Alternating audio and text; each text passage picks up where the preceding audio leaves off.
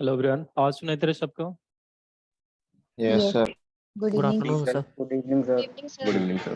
Good Good afternoon, sir. जी evening, sir. Okay. So last class में हमने Coulomb's force के बारे में बताया गया था कि अगर दो चार्ज जो है if they are at rest at certain distance then we can find out what will be the force between these two charge and same times अगर more than two charge हो and more than two charge अगर different distance पे रखा जाए तो उस case में भी अगर हमें पोटेंशियल फाइंड किसी भी एक चार्ज के ऊपर फोर्स फाइंड आउट करना हो so using superposition principle and the same time Coulomb's law दोनों को कंबाइन करके हम किसी भी पॉइंट पे किसी भी एक चार्ज के ऊपर force due to other charges हम फाइंड आउट कर सकते हैं। सो जो दो होमवर्क किया था दोनों सॉल्व हो गया? Yes, sir. Yes, sir. Okay good. Yes, sir. सो कुछ एक दो क्वेश्चंस और भी आज हम सॉल्व कर लेते हैं, देन नेक्स्ट पार्ट जो है हम इलेक्ट्रिक फील्ड के बारे में डिस्कस करेंगे यहाँ पे। तो यहाँ पे क्वेश्चन नंबर 2 देखो क्या बताया गया है।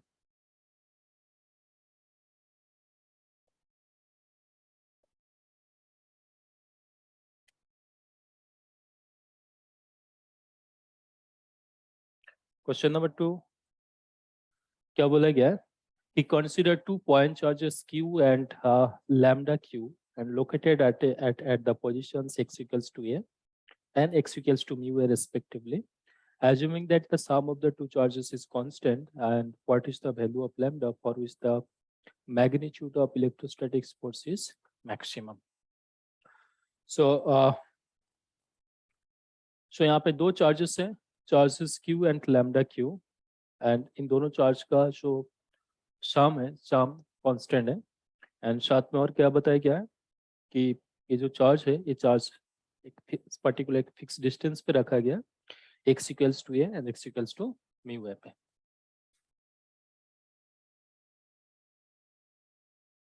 सो ये पॉइंट मान लीजिए x इक्वल्स टू a और ये पॉइंट मान लीजिए x equals to mu a, ठीक है, x equals to mu a। ऐसे दो पॉइंट है, यहाँ पर चार्ज है q और यहाँ पर चार्ज है लैम्डा q एंड और क्या बताया गया है कि इन दोनों चार्ज का जो शाम है q plus lambda q that is equals to constant.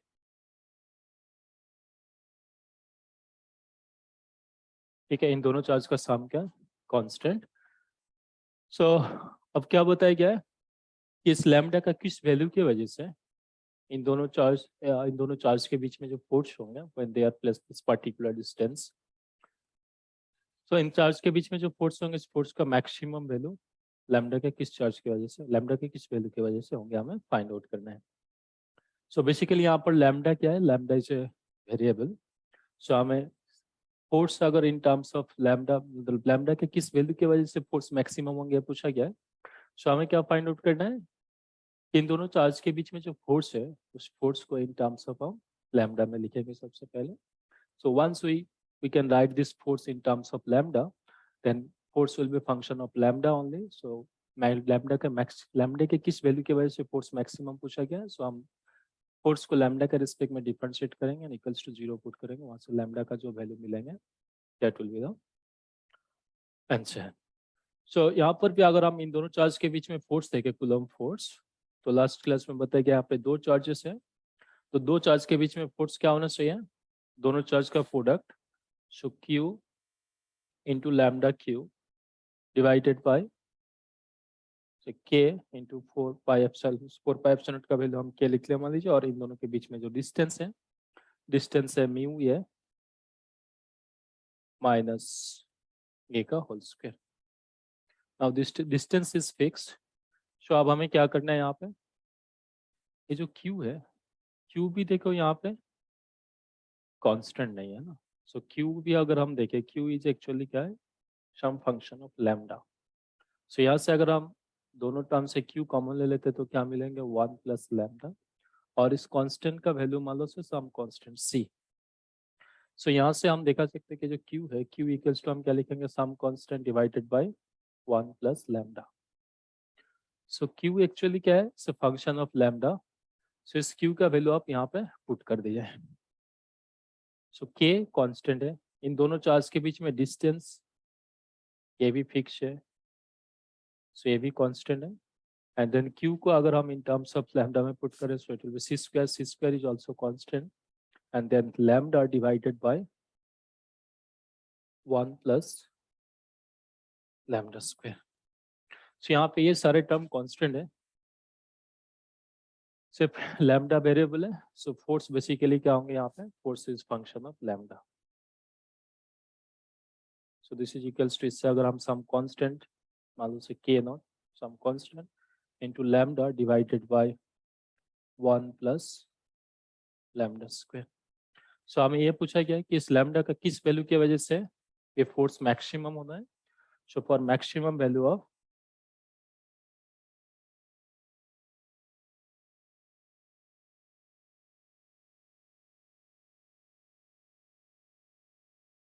maximum value of f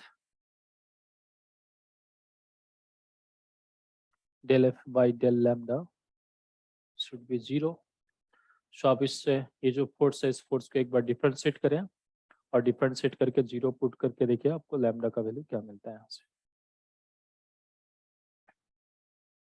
so plus minus बना। सो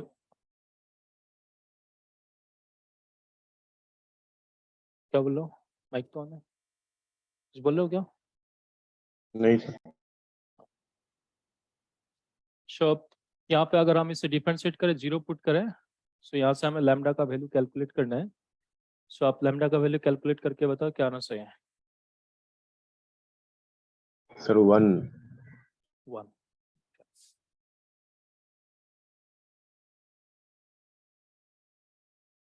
सो लैम्डा का वैल्यू जब 1 होगा तब क्या होगा, इन दोनों चार्ज के बीच में जो फोर्स होंगे इस फोर्स का वैल्यू क्या होगा, मैक्सिमम होगा। सो आप लैम्डा का वैल्यू अगर आप यहाँ पे पुट करके देखो तो आपको क्या मिलेंगे, Q प्लस क्यू, है ना।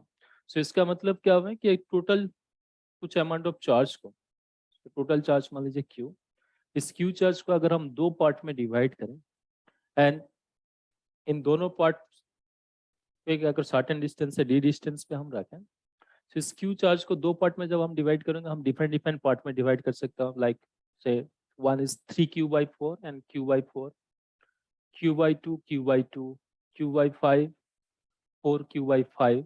ऐसे डिफरेंट पार्ट में हम डिवाइड कर सकता हूँ। लेकिन इस पर्टिकुलर डिस्टेंस d के इनके बीच में डिस्टेंस अगर फिक्स रखा जाए तब इन दोनों के बीच में मैक्सिमम फोर्स कब होंगे, जब इस Q चार्ज को हम 2 इक्वल पार्ट में डिवाइड करेंगे। ठीक है, 2 इक्वल पार्ट में जब आप डिवाइड करेंगे तभी देखो यहाँ पे Q जब इक्वल है तभी इनके बीच में फोर्स मैक्सिमम होंगे फॉर ए पर्टिकुलर डिस्टेंस। सो इसका मतलब टोटल चार्ज अगर Q और Q चार्ज को अगर हम 2 पार्ट में डिवाइड करने चाहे और ये देखने चाहिए कि इनके बीच में फोर्स मैक्सिमम कब होंगे, जब हम इस Q चार्ज को 2 इक्वल पार्ट में डिवाइड करेंगे तब फिर पर्टिकुलर डिस्टेंस की वजह से क्या होंगे, इनके बीच में जो फोर्स होंगे फोर्स विल बी मैक्सिमम। सो इस केस में करेक्ट आंसर क्या लिखा होगा, बी।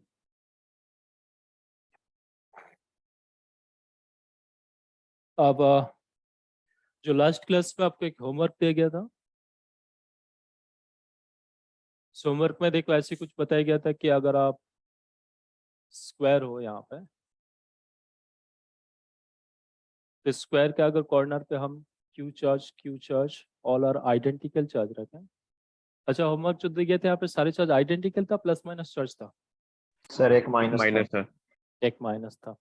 सो अब अगर एक माइनस हटा तो if all are positive charge हो, से all charge are identical and all are positive charge हो और स्क्वायर का साइड अगर ए हो, सब बताइए किसी एक चार्ज के ऊपर फोर्स कितना होना चाहिए। बेसिकली क्वेश्चन नंबर 4 अगर आप देखो, सो क्वेश्चन नंबर 4 पे ये आपको दिखाया गया है। क्वेश्चन नंबर 4 पे क्या बोला, देखो कि 4 equal point charges Q are placed at the corner of a square of side A, the magnitude of force on the each charges क्या होना चाहिए। So all are identical charge and these charge are placed at the vertices of a square of side A। So अब हमें क्या पूछा गया, किसी एक चार्ज के ऊपर फोर्स, चाहे इस चार्ज, तो किसी एक चार्ज के ऊपर अगर हम फोर्स फाइंड आउट करें तो उस फोर्स का वैल्यू क्या होना चाहिए। से मान लो आप इस चार्ज के ऊपर फोर्स फाइंड आउट करके बताइए क्या होना चाहिए। तो इस चार्ज के ऊपर अगर आप फोर्स फाइंड आउट करना चाहोगे तो जैसे आप होमवर्क दिया गया था सिमिलर टाइप ऑफ ये है। सो यहाँ पे इस चार्ज की वजह से अगर हम फोर्स देखें तो ये फोर्स इस बराबर होंगे। सिमिलरली इस चार्ज की वजह से भी अगर हम फोर्स देखें भी पॉजिटिव चार्ज इस बराबर होंगे। और ये दोनों चार्ज देखो क्या है, यहाँ पर भी जितना अमाउंट ऑफ चार्ज है यहाँ पर भी उतना अमाउंट ऑफ चार्ज है, all are identical charge. So ये फोर्स और ये फोर्स क्या होना चाहिए, सेम होंगे, है ना। स्क्वायर का साइड अगर है तो सेम ही होंगे। सो ये अगर दोनों सेम हो तो इन दोनों का जो रिजल्टेंट फोर्स होंगे, रिजल्टेंट फोर्स इस बराबर होंगे। ठीक है, रिजल्टेंट फोर्स इस बराबर होंगे। एंड साथ में ये जो चार्ज है, इस चार्ज की वजह से इस चार्ज के ऊपर फोर्स होंगे, ये भी पॉजिटिव चार्ज, ये भी पॉजिटिव चार्ज है, तो पॉजिटिव चार्ज को रिपल्स करेंगे। सो ये फोर्स भी इसी डायरेक्शन पे होंगे। सो अल्टीमेटली रिजल्टेंट फोर्स क्या होंगे, इन दोनों फोर्स का रिजल्टेंट फोर्स इस डायरेक्शन पे, इस चार्ज की वजह से फोर्स उसी डायरेक्शन पे। सो ये फोर्स अगर हम कैलकुलेट करें, इस फोर्स का वैल्यू क्या आना चाहिए, Q square divided by 4 pi epsilon not S square, ये होंगे फोर्स। ये भी यही फोर्स होंगे, F is equals to Q square divided by 4 pi epsilon not S square. So ये दोनों फोर्स देखे इक्वल है और एक दूसरे के ऑपोजिट डायरेक्शन, सॉरी एक दूसरे के साथ 90 डिग्री पे है, ये फोर्स। तो इन दोनों का अगर हम रिजल्टेंट फोर्स देखें तो रिजल्टेंट फोर्स कितना होना चाहिए, sir Root root two.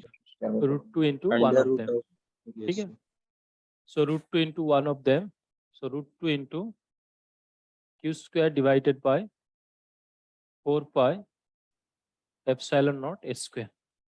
So this will be the net force of this two force, and in दोनों फोर्स की वजह से नेट फोर्स, और देखो दोनों का मैग्नीट्यूड सेम है तो किसी एक के साथ 45 डिग्री एंगल बनाएंगे, और इस डायगोनली ऑपोजिट जो चार्ज रखा है ये भी 45 डिग्री एंगल पे होंगे, तो इसके चार्ज की वजह से जो फोर्स है ये फोर्स भी इसी डायरेक्शन पे होंगे।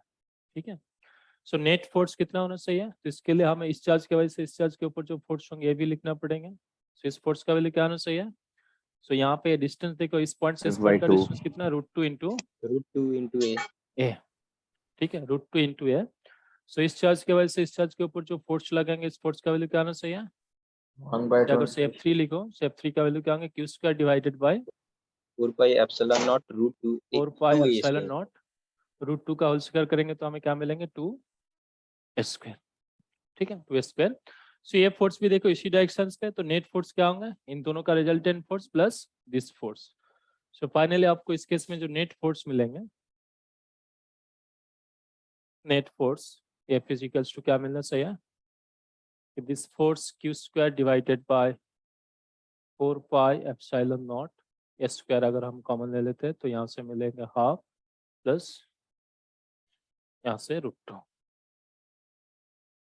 ठीक है, ये होंगे क्या आपका इस फोर्स का value. And finally net force क्या होंगे, किस डायरेक्शन पे होंगे इस चार्ज के ऊपर फोर्स, इसी कॉर्नर बराबर। ठीक है, इस कॉर्नर बराबर होंगे। तो सिमिलरली अगर हम इस चार्ज के ऊपर नेट फोर्स फाइंड आउट करें तो इस चार्ज के ऊपर भी फोर्स का मैग्नीट्यूड क्या होना चाहिए, सेम ही होंगे, सेम। यही होंगे। और इस डायरेक्शन किस बराबर होंगे, नेट फोर्स का डायरेक्शन इस चार्ज के ऊपर, Diagonal Diagonally. outward. हाँ डायगोनल फ्रॉम द सोर्स, तो इस बराबर होंगे ऐसे। सिमिलरली अगर हम इस चार्ज के ऊपर देखें तो इस बराबर होंगे, इस चार्ज के ऊपर देखें तो इस बराबर होंगे। ठीक है, सो वंस आपको ये पता है कि इन चारों चार्ज के ऊपर जो फोर्स है डायगोनली मतलब ऑपोजिट डायरेक्शंस पे होंगे, अवे फ्रॉम द कॉर्नर होंगे, सेंटर होंगे। सर हाँ बोलो। सर आपने लास्ट क्लास जो ट्रायंगल का क्वेश्चन दिया था उसको सर कंपोनेंट मेथड से कैसे कर सकते हैं? कंपोनेंट पे करने के लिए आपको मतलब एक्सरसाइज है, ये सर ऐसे वेक्टर फॉर्म में लिखना चाहो तो उसके लिए सबसे पहले आपको कोऑर्डिनेट सेटअप करना पड़ेगा ना। सर वो थोड़ा समझ नहीं आ रहा है कैसे कर सकते हैं उसको।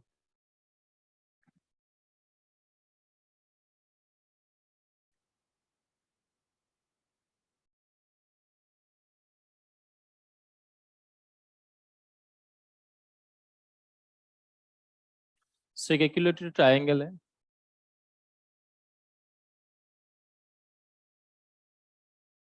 और हमें ऐसे 3 चार्ज गिवन था, और साथ में इस ट्रायंगल का जो सेंट्रोइड है, सेंट्रोइड पे और एक चार्ज गिवन था। यहाँ चार्ज का वैल्यू क्या था, यहाँ पे +Q, यहाँ पर भी प्लस क्यू, यहाँ पर भी प्लस क्यू, और इस पॉइंट पे माइनस क्यू। Minus Q. और ट्रायंगल का साइड बता दिया गया था ए। सो यहाँ पर हमने बताया था कि आइदर आप इस चार्ज के ऊपर फोर्स फाइंड आउट करो, बाकी से इस चार्ज के ऊपर फोर्स फाइंड आउट करो। सो इस चार्ज के ऊपर नेट फोर्स हमने देखा था क्या होगा, 0। अब अगर इस चार्ज के ऊपर देखने चाहोगे तो इस चार्ज के ऊपर अगर हम फोर्स फाइंड आउट करने चाहें तो आइदर आप वेक्टर फॉर्म में लिखने चाहोगे तो देखो आसानी से लिख सकते हो कि ये प्लस क्यू चार्ज है, प्लस क्यू चार्ज है तो इस डायरेक्शन पे होंगे। ये प्लस क्यू चार्ज है, प्लस क्यू चार्ज इस डायरेक्शन पे होंगे, इनके बीच में एंगल होंगे 60 डिग्री। सो रिजल्टेंट फोर्स इस बराबर होंगे, और ये नेगेटिव चार्ज है तो ये फोर्स इस डायरेक्शन पे होंगे। ठीक है, सो इन दोनों का resultant force minus this force find out कर लोगे तो आपका आंसर मिल जाएगा। ठीक है, सो आप इससे आपका आंसर मिल गया ना? यस ये सर, तो आपको इससे हो समझ गया में था। आया? हाँ। सो आपको क्या चाहिए कि इन टर्म्स ऑफ अगर आप आई कैप जे कैप में लिखना चाहो तो उसके लिए आपको क्या करना पड़ेगा, देखो उसके लिए आपको एक कोऑर्डिनेट सिस्टम सेटअप करना पड़ेगा यहाँ पे। सो आप मान लो क्या, ये आपका ओरिजिन है कोऑर्डिनेट सिस्टम का। सो ये मान लीजिए एक्स एक्सिस और ये मान लीजिए वाई एक्सिस। ठीक है, ये वाई एक्सिस। सो अब हमें इस चार्ज के ऊपर फोर्स फाइंड आउट करना है with respect to this origin. तो इस पॉइंट का कोऑर्डिनेट क्या होंगे, 0 0। 0 0। इस पॉइंट का कोऑर्डिनेट क्या होंगे, ए अगर 0। साइड ए है तो ये 0। इस पॉइंट का कोऑर्डिनेट क्या होना चाहिए, इस पॉइंट का कोऑर्डिनेट देखो अगर हम यहाँ से एक बाइसेक्टर लाइन ड्रॉ करते सर a/2 a by 2 होंगे एक्स का वैल्यू, एंड एक यस सर, इक्विलेटरल ट्रायंगल का साइड अगर ए हो तो हाइट कितना होना चाहिए, √3/4 √3/2 है। सो इस पॉइंट का y कोऑर्डिनेट क्या होंगे, √3/2 है। सो x कोऑर्डिनेट होंगे a/2 एंड ये होंगे आपका √3/2 है। सो होंगे आपका इस पॉइंट का कोऑर्डिनेट। अब यहाँ पर भी एक चार्ज है तो इस चार्ज का भी हमें कोऑर्डिनेट लिखना है, तो इस चार्ज का कोऑर्डिनेट क्या लिखोगे, इसका भी x कोऑर्डिनेट वही रहेगा a/2, लेकिन y कोऑर्डिनेट क्या होना चाहिए। तो इसके लिए आपको देखो एक 10 क्लास में जियोमेट्री में एक प्रॉब्लम सॉल्व किया होंगे कि किसी भी ट्रायंगल का ये जो हाइट है, हाइट सेंट्रोइड पे अगर हम देखें तो सेंट्रोइड हमेशा साइड को किस रेशियो पे कट करते हैं, 2:1। 1 मतलब टोटल लेंथ अगर से टोटल लेंथ को अगर हम 3 पार्ट में डिवाइड करें इक्वल पार्ट में, तो यहाँ से यहाँ तक का लेंथ होंगे 2/3 2/3 और यहाँ से होंगे 1/3। ठीक है, यस सर। सो हमें यहाँ से इस पॉइंट का कोऑर्डिनेट लिखना है कि आपका y है ना, इतना y देंगे तो y कोऑर्डिनेट यहाँ पर क्या आना चाहिए, 1/3 इंटू हाइट। ठीक है, हाइट। सो इस हाइट का वैल्यू लिखोगे तो यहाँ पर क्या होंगे, √3 कैंसिल आउट हो जाएंगे। सो आपको मिलेंगे क्या, a/2√3। ठीक है, सो ये आपका y कोऑर्डिनेट मिल गया तीनों चार्ज का। अब आपको अगर इस चार्ज के ऊपर फोर्स फाइंड आउट करना हो तो आप पहले इस चार्ज की वजह से इसके ऊपर फोर्स फाइंड आउट करें। इस फोर्स को मान लीजिए से इनके एक नाम दे दीजिए, जैसे Q1, ये मान लीजिए Q2, ये Q3 और ये Q4। सो अब Q1, Q2, Q4 ये सब कुछ आपको पता है, इन सब के कोऑर्डिनेट आपको पता है।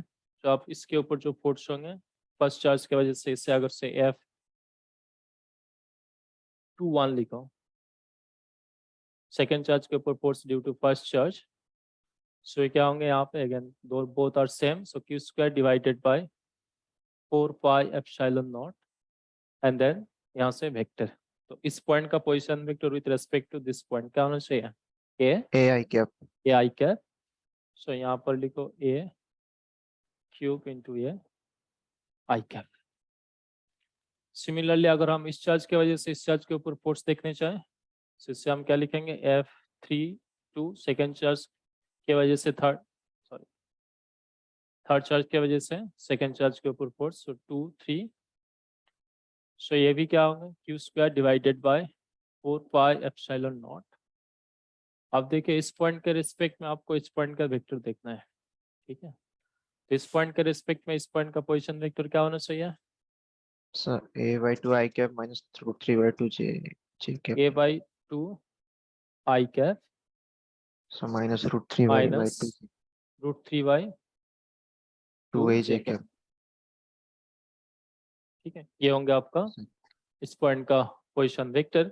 सो इसका अगर आप स्क्वायर करोगे तो आपको क्या मिलना चाहिए, मैग्नीट्यूड फाइंड आउट करोगे तो यही मिलेगा, है ना, यहाँ Yes, से sir. डिस्टेंस ये।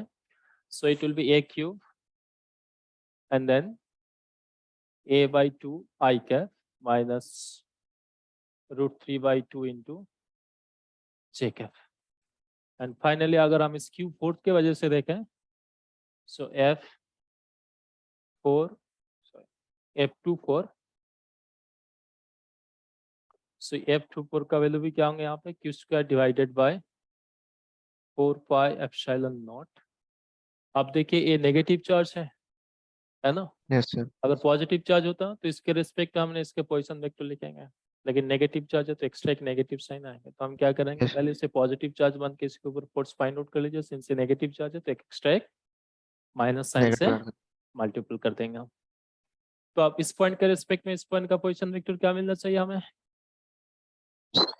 A by A 2 by I cap.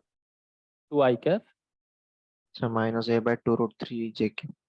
Minus A by 1 by A by 2 √3 j cap।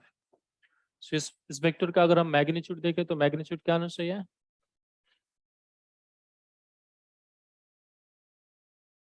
कितना आना चाहिए magnitude, 2 by √3, so A by √3 है, Yes, sir.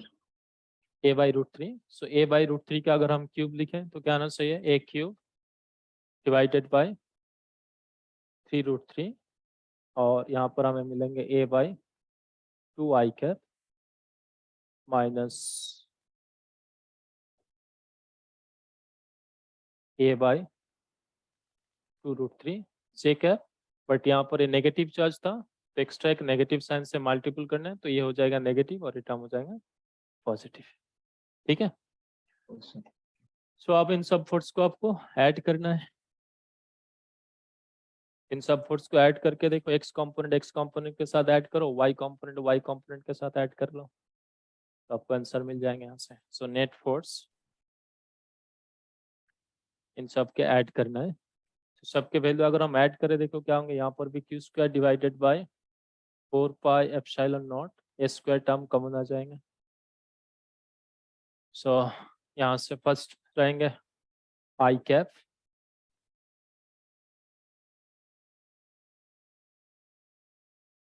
एंड देन यहाँ से हमें मिलेंगे half i cap and minus √3 by 2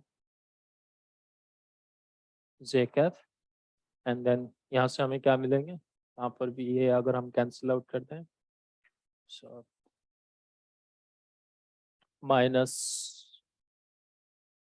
3√3 divided by 2 I cap, and यहाँ पर एक √3 कैंसिल आउट हो जाएंगे, सो प्लस 3 by 2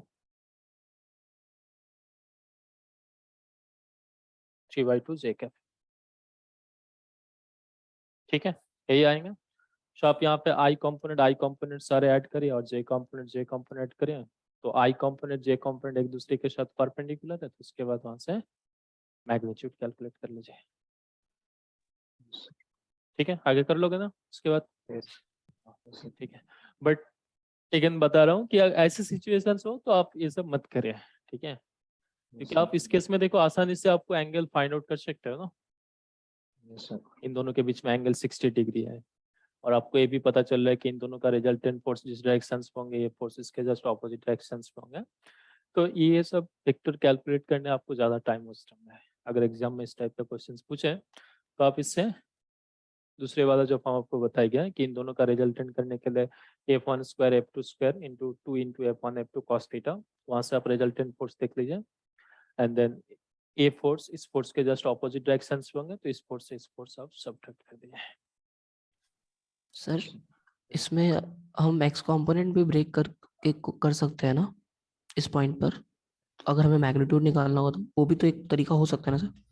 क्या सर जितने भी हमारे पास फोर्स लग रहे हैं Q2 पर उसका एक्स कंपोनेंट और वाई कंपोनेंट ब्रेक कर सकते हैं, वो भी कर सकते हो, कोई हम्म। प्रॉब्लम नहीं, उसके लिए भी एटलीस्ट, लेकिन आपको इस फोर्स का मैग्नीट्यूड तो पता होना चाहिए हाँ ना, हाँ हाँ जी सर।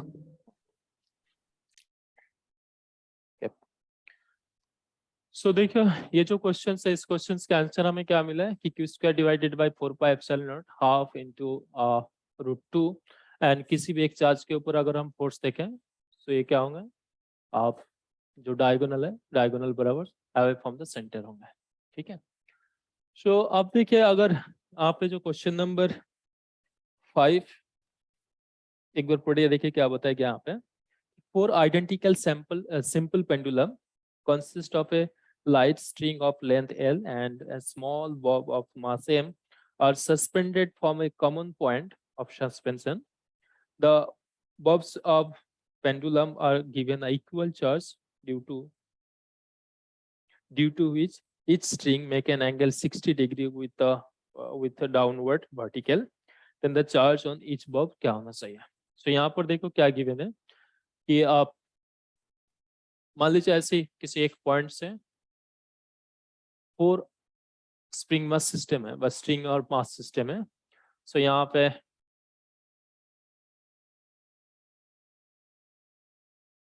जब तक हम इसको चार्ज ना दें तो एक दूसरे को ऐसे टच करके रहेंगे, एक दूसरे को, है ना, एक दूसरे को ऐसे टच करके रहेंगे। अगर हम सेम पॉइंट से हैंग करें इन सबको और सबके लेंथ सेम है, सेम मास है, तो इस तरीके से एक दूसरे को टच करके रहेंगे। अब क्या बताया गया कि अगर हम इसमें इक्वल अमाउंट ऑफ चार्ज देते हैं, ठीक है, इस ईच बॉब में अगर हम इक्वल अमाउंट ऑफ चार्ज दें तो इस चार्ज देने की वजह से क्या होंगे, एक दूसरे को रिपल्स कर रहे हैं, और इस रिपल्सिव फोर्स होने की वजह से क्या होंगे, यहाँ पे क्या बोला गया कि जो ईच स्ट्रिंग है, each string making an angle 60 degree with the downward vertex. ठीक है, डाउनवर्ड वर्टेक्स के साथ 60 डिग्री एंगल बना। सो देखिए, जैसे हम चार्ज देंगे, चार्ज देने की वजह से क्या करेंगे, ये जो बॉब्स एक दूसरे को रिपल्स करेंगे। ठीक है, रिपल्स करेंगे, एंड रिपल्सिव होने की वजह से क्या होंगे, फाइनली देखो कुछ इस टाइप का स्ट्रक्चर बनेंगे एक्चुअली।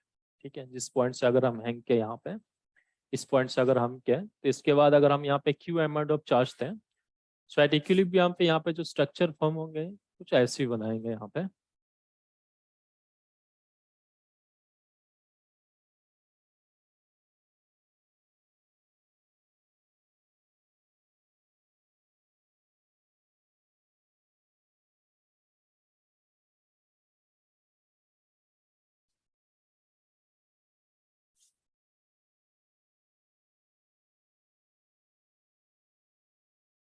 ये मान लीजिए आपका वर्टिकल लाइन है। सो एक स्ट्रिंग ऐसे होंगे, दूसरे स्ट्रिंग ऐसे,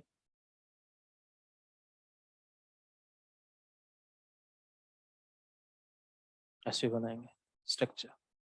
ठीक है, सो एक दूसरे को रिपल्स करने चाहेंगे, और इस पॉइंट पे सब कनेक्टेड है, सारे स्प्रिंग है ना, सेम पॉइंट से सस्पेंशन कराया गया है। सो यहाँ पर क्या होंगे, कुछ इक्विलिब्रियम पे कुछ इस टाइप का स्क्वायर शेप बनाएंगे। ठीक है, सो यहाँ पर हमें स्ट्रिंग का लेंथ गिवन है L, and each string will make an angle 60 degree with the downward vertex। ठीक है, इस डाउनवर्ड वर्टेक्स के साथ 60 डिग्री एंगल बनाएंगे। सो यहाँ पर अगर आप मान लेते कि इस वर्ब्स को जो चार्ज दिया गया, ये चार्ज अगर से Q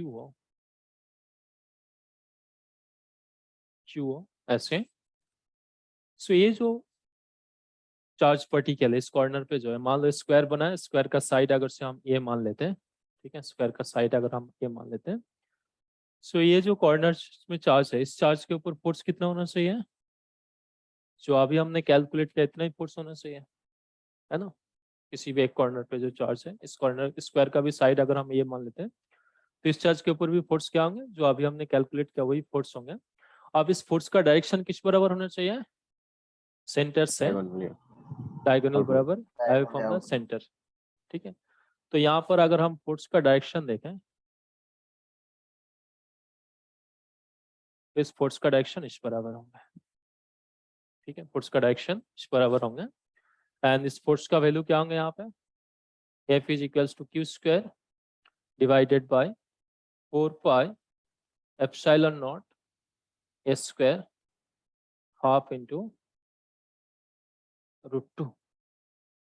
ठीक है, हाफ इंटू √2, एंड साथ में देखो इस वर्ब का हमें मास भी बताया गया है। मास क्या है यहाँ पे, m। सो मास अगर m हो तो ग्रेविटी की वजह से इसके ऊपर एक डाउनवर्ड भी फोर्स होंगे। सो डाउनवर्ड फोर्स किस डायरेक्शन में होंगे? इस डायरेक्शन में होंगे। और इस फोर्स का वैल्यू क्या आना चाहिए? mc। ठीक है, mc। सो आप देखिए इस डाउनवर्ड फोर्स एंड इस रिपल्सिव फोर्स की वजह से क्या होंगे? जो स्ट्रिंग है, इस स्ट्रिंग के एक टेंशन क्रिएट होंगे। ठीक है, स्ट्रिंग पे टेंशन क्रिएट होंगे।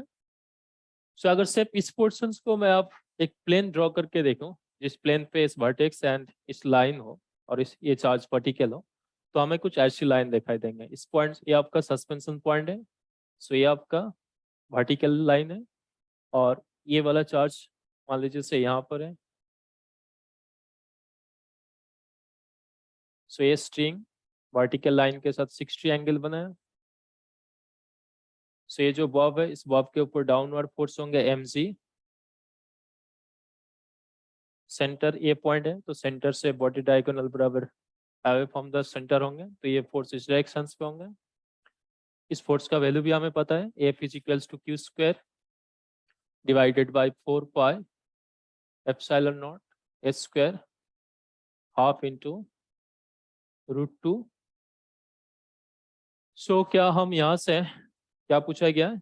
ये जो चार्ज है, इस चार्ज का वैल्यू क्या होना चाहिए हमें कैलकुलेट करना है। तो इसके लिए देखो अगर इक्विलिब्रियम पे हो तो इक्विलिब्रियम पे ये जो बॉब है, इस बॉब के ऊपर नेट फोर्स कितना होना चाहिए? जीरो, है ना? नेट फोर्स जीरो होना चाहिए। सो नेट फोर्स जीरो करने के लिए आइदर आप इसको ऐसे ही करो कि इन दोनों फोर्स का इस बराबर कंपोनेंट लो और इसको इधर इसके साथ एक कंपोनेंट इक्वल करो, व इस टी को अगर हम दो कंपोनेंट पे डिकम्पोज करें कि यहाँ पे स्ट्रिंग पे जो टेंशन क्रिएट होंगे उसके वजह से भी इस बॉब के ऊपर एक टेंशन फोर्स लगेंगे। सो इस टेंशन अगर से इस एक कंपोनेंट इधर होंगे, दूसरे कंपोनेंट इस बराबर होंगे। सो यहाँ पे एक इस बराबर होंगे, दूसरा इस लाइन बराबर होंगे। ठीक है, सो एक कंपोनेंट इधर होंगे, दूसरे कंपोनेंट इधर होंगे। सो ये एंगल अगर 60 हो तो इस एंगल का वैल्यू भी क्या होना चाहिए? 60 डिग्री होंगे। तो इस बराबर टी का कंपोनेंट क्या होना चाहिए? टी कॉस 60 डिग्री और इस बराबर टी साइन 60 डिग्री। ठीक है, सो एट इक्विलिब्रियम पे हम लिख सकते हैं क्या कि this force will be balance out and this force अगर बैलेंस आउट करते तो नेट फोर्स क्या होंगे? इसके ऊपर जीरो होंगे। So at equilibrium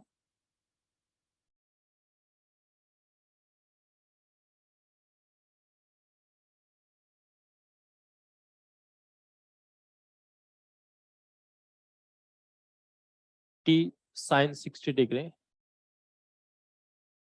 is equals to क्या लिखेंगे? This force electrostatic force Q square divided by 4 pi epsilon not s square into half plus √2 and vertical force अगर हम देखें so T cos 60 degree is equals to mc। ठीक है, is equals to mc। So आप इस equations 1 को अगर हम इक्वेशन से 2 से डिवाइड करते तो देखो क्या होंगे? टी कैंसिल आउट हो जाएंगे, तो हमें क्या मिलेंगे? tan 60 degree is equals to Q square, और इससे थोड़े से सिंप्लीफाई करके ऐसे लिख देता हूँ कि 2 into √2 divided by 8 pi epsilon not s square into mc। ठीक है, सो यहाँ से देखो आप Q आसानी से कैलकुलेट कर सकते हो आप, है ना? सो tan 60 का वैल्यू कितना होता है? tan 60 √3। सो tan 60 का वैल्यू अगर √3 हो तो यहाँ से आप Q का वैल्यू कैलकुलेट करिए, क्या आना चाहिए? Q is equals to √3 8 pi epsilon not s square mc divided by 2 plus √2 इसका अंडर।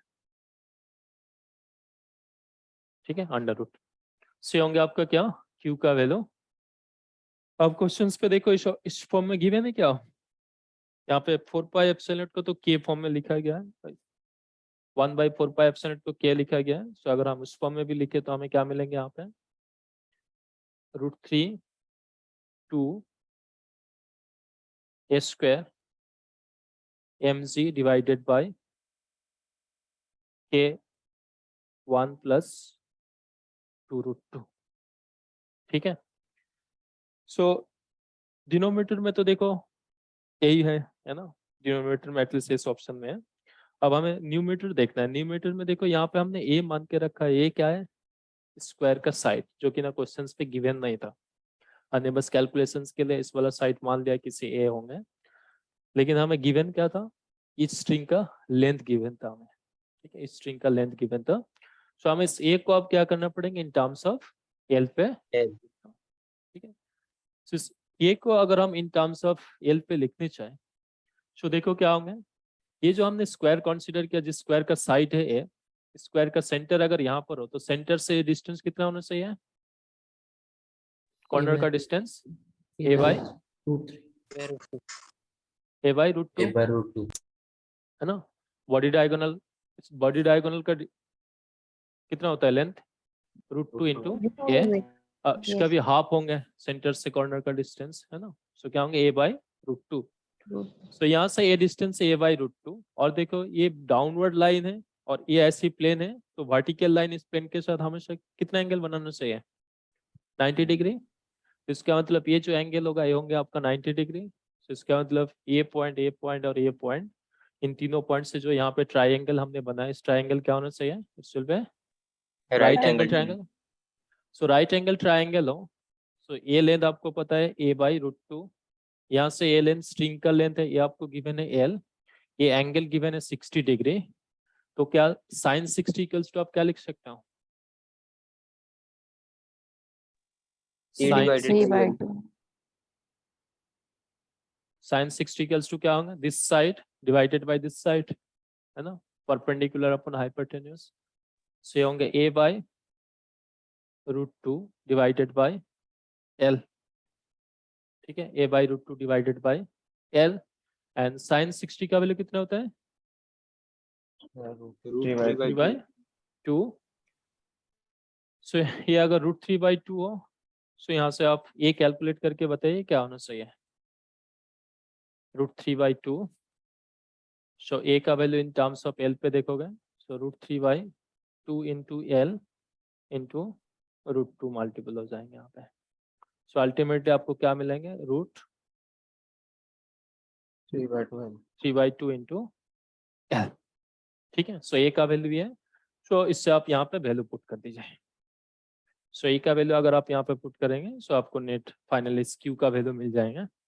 सो इस q का वैल्यू क्या मिलना चाहिए, √3 2 इंटू a स्क्वायर मतलब क्या मिलेंगे यहाँ पे 3/2 into l square into mg divided by k into 1 plus 2√2। सो यहाँ पे 2 कैंसिल आउट हो जाएंगे। सो फाइनली हमें क्या मिल रहा है, √3 into √3 l square mg divided by k into 1 plus 2√2। से होंगे आपका क्या करेक्ट आंसर, और ये देखिए ऑप्शन बी में है।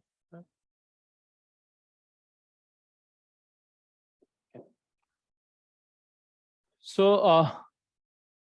इस क्वेश्चन सॉल्व करने से पहले देखो यहाँ पे स्क्वायर जो हमने बनाया, स्क्वायर के पीछे लॉजिक अगर आप देखोगे तो आप इसको टू से सोचो। मान लो कि हमारे पास दो स्प्रिंग मास सिस्टम है, बस स्प्रिंग मास सिस्टम है। सो दोनों अगर आइडेंटिकल लेंथ हो स्प्रिंग मास सिस्टम का, सेम अमाउंट ऑफ मास यहाँ पर अगर हम हैंग करें, और दोनों पे अगर हम सेम अमाउंट ऑफ चार्ज दें, प्लस क्यू चार्ज दें, तब क्या होंगे यहाँ पे इक्विलिब्रियम पे इसके सेपरेशन कैसे होना चाहिए, कुछ ऐसे बनाएंगे, देखो 180 डिग्री। वर्टिकल एंगल के साथ कुछ एंगल बना के रहेंगे ऐसे, है ना, कुछ एंगल बना के रहेंगे। क्योंकि जब तक यहाँ पर हमने चार्ज ना देंगे तब तक mg डाउनवर्ड है, टेंशन अपवर्ड है, mg डाउनवर्ड है, टेंशन अपवर्ड है, एक दूसरे को कैंसिल आउट कर देंगे, तो यहाँ पे हमें ये इक्विलिब्रियम पे रहेंगे। लेकिन जैसे हम चार्ज देंगे तो ये फोर्स एक दूसरे को ऐसे रिपल्स करेंगे, तो इस फोर्स को हमें बैलेंस आउट करना है, तो इस फोर्स को बैलेंस आउट करने के लिए क्या होंगे, कुछ एंगल बनाएंगे। जैसे कुछ एंगल बनाएंगे, ये जो टी है आप इस डायरेक्शन पे लगेंगे, तो टी का एक कंपोनेंट इधर होंगे, दूसरे कंपोनेंट इधर होंगे। सो टी का ए वाला जो कंपोनेंट है इलेक्ट्रोस्टैटिक रिपल्सिव फोर्स को बैलेंस आउट करेंगे, और इस वर्टिकल कंपोनेंट क्या होंगे, एमजी वाला कंपोनेंट को बैलेंस आउट करेंगे। ठीक है, इसके लिए कुछ एंगल बनाएंगे। सो अगर दो स्ट्रिंग मास सिस्टम हो और इन पे अगर हम से सेम अमाउंट ऑफ चार्ज दें और ये दोनों का लेंथ अगर सेम हो, तो यहाँ पर क्या होंगे, वर्टिकल लाइन के साथ दोनों सेम एंगल बना के कुछ इस तरीके से फिगर बनाएंगे। सो अगर हम ऐसे three string mass system consider करें एंड तीनों स्ट्रिंग का लेंथ अगर एल हो, सेम हो, और तीनों बॉब्स में अगर हम सेम अमाउंट ऑफ चार्ज दें, तो इस केस में शेप कैसी बनना चाहिए, सेम पॉइंट से अगर हैंग हो तो ट्राइंगल, इक्विलेटरल ट्रायंगल बनाएंगे। ठीक है, उस केस में क्या होंगे, इक्विलेटरल ट्रायंगल बनाएंगे, इस तरह का कुछ इक्विलेटरल ट्रायंगल बनाएंगे। तो सिमिलरली ऐसे अगर हम 4 चार्ज को दें तब क्या बनेंगे, स्क्वायर, 5 होंगे तो पेंटागोनल एंड 6 होंगे तो हेक्सागोनल, ऐसे बनते रहेंगे। तो इन सब सिचुएशंस में आपको क्या करना पड़ेगा कि पहले आप इस चार्ज के ऊपर, किसी भी एक चार्ज के ऊपर रिपल्सिव इलेक्ट्रोस्टैटिक फोर्स देखे और ग्रेविटेशनल फोर्स देखे, एंड देन ये जो टेंशन होंगे, इस टेंशन को अगर हम इन दोनों फोर्स को बैलेंस आउट करें तो वहां से हमें इस इक्वेशंस मिलेंगे, और इस इक्वेशन से आप जो भी क्वांटिटी आपको फाइंड आउट करें, समटाइम्स से थीटा का वैल्यू पूछा जाता है, समटाइम्स इस चार्ज का वैल्यू पूछा जाता है, समटाइम्स इन स्ट्रिंग का लेंथ कितना होंगे ये पूछा जाता है। सो आप अल्टीमेटली इस इक्वेशन से फाइंड आउट कर सकते हैं। सर हाँ बोलो। अगर ये मल्टीपल चार्ज सिस्टम में अगर किसी एक भी चार्ज को हम नेगेटिव ले लेते हैं तब तो कॉम्प्लेक्स हो जाएगा ना। हाँ तब कॉम्प्लेक्स हो जाएंगे।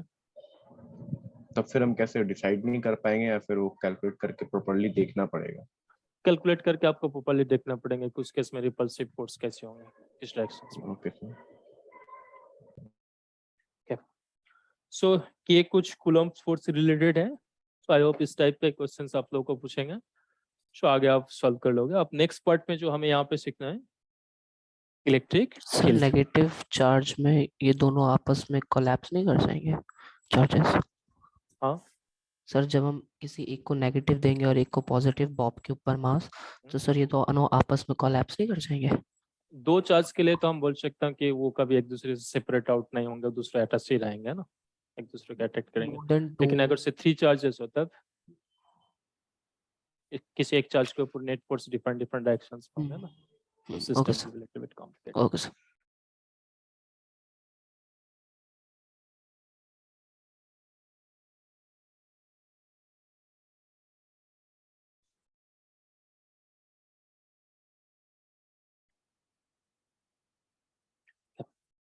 सो अब क्या देखना है, electric field. So electric field मतलब मान लीजिए जैसे यहाँ पर एक हमने कुछ चार्ज रखा है Q, यहाँ पर एक चार्ज है Q, एंड इस Q चार्ज से अगर हम r डिस्टेंस दूरी पे और एक चार्ज रखें यहाँ पे प्लस Q, ठीक है, प्लस Q। सो कूलम्ब्स लॉ अकॉर्डिंग इस चार्ज के वजह से, इस कैपिटल Q चार्ज के वजह से अगर हम स्मॉल q चार्ज के ऊपर फोर्स फाइंड आउट करने चाहें, इस फोर्स का वैल्यू क्या होना चाहिए, Sir, QQF for Patrick Maslow. So यहाँ पे force on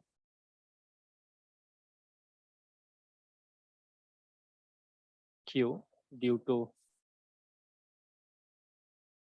capital Q is F is equals to capital Q small q divided by 4 pi epsilon not, और इन दोनों के बीच का जो डिस्टेंस है डिस्टेंस, एंड यहाँ पे अगर आप ये डिस्टेंस इस डायरेक्शन मान लो से आर कैप डायरेक्शन हो, इस आर कैप पर अगर फोर्स हो, ठीक है, ये फोर्स होंगे। अब आप देखिए इस small plus Q charge, small Q charge को अगर हम एक यूनिट चार्ज से रिप्लेस करें, यहाँ पे हम दोनों साइड पे क्यू चार्ज से आप डिवाइड कर दो, स्मॉल क्यू चार्ज से डिवाइड कर दो, तो आपको क्या मिलेंगे, force divided by Q is equals to, यहाँ पर क्या मिलेंगे कि Q divided by 4 pi epsilon naught are square into are cap. So अब आप इससे क्या पढ़ेंगे, इससे पहले तो हमने लिखा था कि force on Q due two plus Q charge. अब इससे हम क्या पढ़ेंगे? Electric field Force per intensity, unit charge. Force per unit Force per unit charge. है ना। सो बेसिकली अगर हम यहाँ पे क्यू चार्ज ना रख के एक यूनिट चार्ज रखें, instead of capital small Q charge, अगर हम यहाँ पर एक प्लस क्यू चार्ज रखें, यूनिट चार्ज रखें, सो इस यूनिट चार्ज के ऊपर फोर्स कितना होंगे वही रिप्रेजेंट कर रहे हैं, force per unit charge. So ये जो क्वांटिटी, इस क्वांटिटी को क्या बोला जाता है? इस पॉइंट पे electric field of this charge. ठीक है, अब देखिए इस चार्ज की वजह से यहाँ पर इलेक्ट्रिक फील्ड जनरेट होंगे, तो इसीलिए हम इससे क्या बोलेंगे? This will be the source charge. यहाँ पे कैपिटल क्यू का हम क्या बोलेंगे? It's a source charge.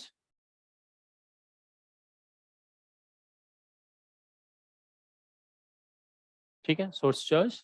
And इस सोर्स चार्ज का जो कोऑर्डिनेट है इससे हम क्या बोलेंगे? Source coordinate. जिस पॉइंट पे सोर्स चार्ज रखे जाएंगे उससे हम क्या बोलेंगे? Source coordinate. एंड सेकंड क्या है? इस क्यू चार्ज को हमने प्लस यूनिट चार्ज से रिप्लेस किया, तो ये प्लस यूनिट चार्ज को हम क्या बोलेंगे? It's a reference charge.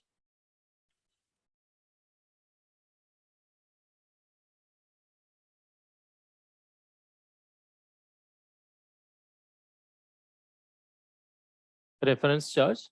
And reference charge जिस पॉइंट पे रखा जाता है, किस पॉइंट पे रखा जाए? जिस पॉइंट पे हम इलेक्ट्रिक फील्ड फाइंड आउट करने जाता है उस पॉइंट पे हम रखते हैं। तो इस पॉइंट को हम क्या बोलेंगे? Field coordinate. जहां पर हम इलेक्ट्रिक फील्ड फाइंड आउट कर रहा हूं तो इस पॉइंट को क्या बोलेंगे? हम फील्ड कोऑर्डिनेट। सो ये आपका सोर्स कोऑर्डिनेट है जिसके वजह से इलेक्ट्रिक फील्ड जनरेट होंगे, सोर्स चार्ज है। और इस सोर्स चार्ज जिस पॉइंट पे रखा जाएगा इस पॉइंट का कोऑर्डिनेट को हम क्या बोलेंगे? Source coordinate. And plus unit charge जो है आपका रेफरेंस चार्ज है। रेफरेंस चार्ज जिस पॉइंट पे रखोगे उससे हम क्या बोलेंगे? Field coordinate. ठीक है, फील्ड कोऑर्डिनेट। सो यहाँ पे इस सोर्स चार्ज क्यू की वजह से एट ए डिस्टेंस आर पे अगर हम इस इलेक्ट्रिक फील्ड फाइंड आउट करने चाहें, तो इस फोर्स पर यूनिट चार्ज को बोला जाता है इलेक्ट्रिक फील्ड। और इस इलेक्ट्रिक फील्ड का वैल्यू हम क्या लिखेंगे? Q divided by 4 pi epsilon naught are square into are cap. ठीक है, Q square divided by 4 pi epsilon naught into R square into are cap. So अगर एक पॉइंट चार्ज रहे Q charge, capital Q charge, तो इस Q charge से R distance दूरी पे किसी भी पॉइंट पे अगर हमें इलेक्ट्रिक फील्ड फाइंड आउट करना हो तो इस इलेक्ट्रिक फील्ड का वैल्यू हम क्या लिखेंगे? Q square divided by 4 pi epsilon r square. And directions के लिए हमें क्या करना है? डायरेक्शंस के लिए अगर देखें पॉजिटिव चार्ज हो, पॉजिटिव चार्ज के वजह से इलेक्ट्रिक फील्ड क्या होंगे? हमेशा अवे फ्रॉम द सोर्स होंगे। ये चार्ज अगर यहाँ पर रखा जाए तो इस पॉइंट के साथ इस पॉइंट एक लाइन से कनेक्ट करिए and then away from the source, मतलब इस डायरेक्शन पे होंगे। ये चार्ज अगर आप यहाँ पे रखोगे तो इस सेंटर सोर्स कोऑर्डिनेट के साथ इस पॉइंट को कनेक्ट करिए and then away from the source, मतलब इस डायरेक्शन पे होंगे। सो अगर पॉजिटिव चार्ज हो, सो पॉजिटिव चार्ज की वजह से इलेक्ट्रिक फील्ड लाइन हमेशा क्या होंगे? अवे फ्रॉम द सोर्स होंगे। और अगर नेगेटिव चार्ज हो, सोर्स चार्ज अगर नेगेटिव हो, मान लो से माइनस क्यू चार्ज है, तो उसकी वजह से इस पॉइंट पे इलेक्ट्रिक फील्ड का मैग्नीट्यूड क्या होंगे? यही रहेंगे, Q divided by 4 pi epsilon r square. But यहाँ पे डायरेक्शंस क्या होंगे? यहाँ पे प्लस क्यू चार्ज है, इसलिए यहाँ पर अगर हम एक पॉजिटिव यूनिट चार्ज रखें तो इसे रिपल्स करेंगे तो इस डायरेक्शंस में फोर्स लगेंगे। लेकिन अगर ये माइनस चार्ज हो तो इस माइनस चार्ज इस प्लस यूनिट चार्ज को अट्रैक्ट करेंगे, तो फोर्स का डायरेक्शन किस बराबर होंगे? Towards the source charge. ठीक है, towards the source charge. So next page में आप दो फिगर ड्रॉ कर लीजिए। इन दोनों फिगर से आपको ये चीजें हमेशा ध्यान रहेंगे कि अगर हम ये मान लीजिए आपका से एक्स वाई प्लेन, सो यहाँ पर अगर हम ओरिजिन पे एक प्लस क्यू चार्ज रखें, ठीक है, प्लस क्यू चार्ज रखें, तो इस चार्ज की वजह से अगर हम किसी भी पॉइंट पे इलेक्ट्रिक फील्ड फाइंड आउट करने चाहे, इलेक्ट्रिक फील्ड हमेशा क्या होंगे? अवे फ्रॉम द सोर्स होंगे। यहाँ पर देखेंगे तो इस डायरेक्शन पे होंगे, यहाँ पर देखने चाहे तो इस डायरेक्शन पे होंगे, एक्स एक्सिस के ऊपर इस डायरेक्शन पे होंगे। सो हमेशा क्या होंगे? अवे फ्रॉम द सोर्स होंगे अगर पॉजिटिव चार्ज है तो। और यही अगर हम यहाँ पर एक नेगेटिव चार्ज रखें,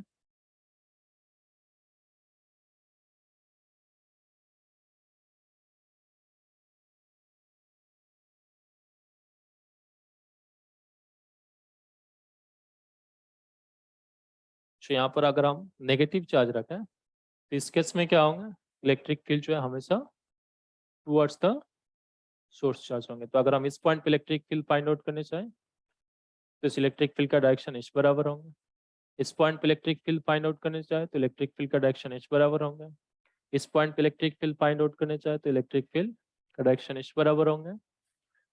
तो नेगेटिव अगर चार्ज हो तो हमेशा क्या होंगे, इसके में किसी भी पॉइंट पे अगर हम इलेक्ट्रिक फील्ड फाइंड आउट करने चाहें तो इस इलेक्ट्रिक फील्ड का वैल्यू हमेशा टुवर्ड्स द सोर्स चार्ज की तरफ होंगे। ठीक है, टुवर्ड्स द सोर्स चार्ज की तरफ होंगे। सो अब ये जो आर कैप हमने यहाँ पर लिखा है, इस आर कैप का वैल्यू भी हमें लिखना सीखना है। सो यहाँ पर अगर हम कुछ प्रॉब्लम सॉल्व करें तो इस आर कैप कैसे लिखना है उसके बारे में हमें पता चल जाएगा। तो यहाँ से देखो, एक चीज आपको हमेशा ध्यान रखना है कि अगर प्लस क्यू चार्ज हो तो electric field will be always away from the source, है ना। सोर्स चार्ज जहाँ पर रखे उससे दूर होंगे हमेशा। और अगर नेगेटिव चार्ज हो सो हमेशा किसी भी पॉइंट पे इलेक्ट्रिक फील्ड का डायरेक्शन हमेशा क्या होंगे, टुवर्ड्स द सोर्स चार्ज। ठीक है, टुवर्ड्स द सोर्स चार्ज की तरफ होंगे यहाँ पे।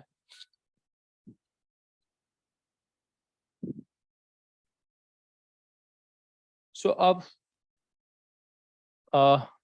यहाँ पर भी अगर हम सुपरपोजिशन प्रिंसिपल यूज करें, एक चार्ज रहे, एक चार्ज की वजह से हम आसानी से इलेक्ट्रिक फील्ड फाइंड आउट कर सकता हूँ। जो डेफिनेशन अभी हमने बताया, Q divided by 4πε/r into are cap. अब डिपेंडिंग अपन पॉजिटिव चार्ज है कि नेगेटिव चार्ज है, पॉजिटिव चार्ज होंगे तो अवे फ्रॉम द सोर्स होंगे, नेगेटिव चार्ज है तो टुवर्ड्स द सोर्स की तरफ होंगे। अब मान लीजिए किसी रीजन पे more than one source charge हो, एक्स वाई जेड, यहाँ पर मान लीजिए से 3 चार्जेस है, Q1, Q2 एंड Q3, ऐसे 3 चार्जेस हो। और इन तीनों चार्ज की वजह से अगर हमें कुछ एक पॉइंट, इस पॉइंट पे मान लीजिए जैसे P पॉइंट, इस P पॉइंट पे अगर हमें इलेक्ट्रिक फील्ड फाइंड आउट करना हो, तो इस केस पे हम फील्ड कैसे फाइंड आउट करेंगे, क्योंकि हमें सिर्फ एक सिंगल पॉइंट चार्ज की वजह से इलेक्ट्रिक फील्ड लिखना होता है। तो हम यहाँ पर भी क्या करेंगे, पहले इंडिविजुअल चार्ज की वजह से P पॉइंट पे इलेक्ट्रिक फील्ड फाइंड आउट करेंगे। सो सिर्फ Q1 की वजह से आप P पॉइंट पे इलेक्ट्रिक फील्ड फाइंड आउट करें और इस इलेक्ट्रिक फील्ड का वैल्यू इस डायरेक्शन पे होगा। सो आप लिख लीजिए से E1, Q1 चार्ज की वजह से electric field. Similarly Q2 charge की वजह से इलेक्ट्रिक फील्ड आप कैलकुलेट करिए P पॉइंट पे, ये लिख लीजिए आप से E2। एंड फाइनली इस Q3 की वजह से आप P पॉइंट पे इलेक्ट्रिक फील्ड कैलकुलेट करिए, ये मान लीजिए आपका से E3। सो वंस आपको इस इंडिविजुअल चार्ज की वजह से इस पॉइंट पे इलेक्ट्रिक फील्ड पता हो, तो जितने चार्ज रहेंगे पहले आप सेपरेटली इंडिविजुअल चार्ज की वजह से इस पॉइंट पे इलेक्ट्रिक फील्ड फाइंड आउट करेंगे, magnitude as well as directions दोनों के साथ। एंड देन आपको क्या करना पड़ेगा, net electric field find out करने के लिए इन सब इलेक्ट्रिक फील्ड का वेक्टर सम लेना है, क्योंकि इलेक्ट्रिक फील्ड से वेक्टर क्वांटिटी है, इसका मैग्नीट्यूड है, डायरेक्शंस भी है। तो इस केस में हम जो सम लेंगे, सम क्या लिखोगे, वेक्टर सम। ठीक है, सो ये जो नेट इलेक्ट्रिक फील्ड लिखने के लिए हम इस इलेक्ट्रिक फील्ड को सम करें, इससे क्या बोला जाता है, superposition principle of electric field.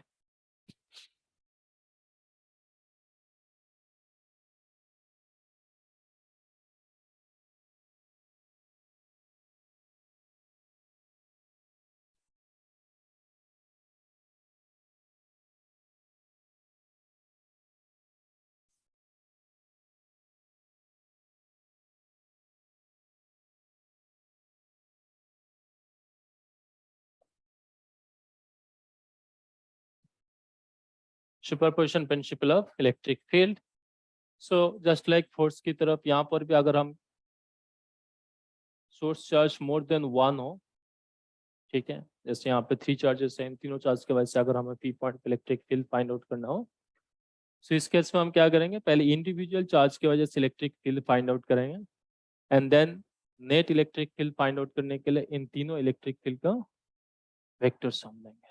सो यहाँ पे हमने 3 चार्ज कंसीडर किए थे, ऐसे अगर n नंबर ऑफ चार्ज हो तो ऐसे आप n नंबर ऑफ टर्म्स यहाँ पर क्या होंगे, ऐड हो जाएंगे। ठीक है, n नंबर ऑफ टर्म्स इसमें ऐड होंगे, बट ये जो सम होंगे, this sum will be vector sum. ठीक है, इलेक्ट्रिक फील्ड वेक्टर क्वांटिटी है। सो आप कुछ प्रॉब्लम सॉल्व करते हैं इससे रिलेटेड, तो आपको इलेक्ट्रिक फील्ड का डायरेक्शन साथ में इस वेक्टर सम कैसे लेना है, सब आप क्लियर हो जाएंगे। तो अब क्वेश्चन नंबर 6 देखिए क्या बताया गया। क्वेश्चन नंबर 6 में बोला गया क्या कि charge distribution has a linear charge density rho is equals to, हमें कुछ चार्ज डिस्ट्रीब्यूशंस गिवन है। For this charge distributions the electric field at 2x0 0 0.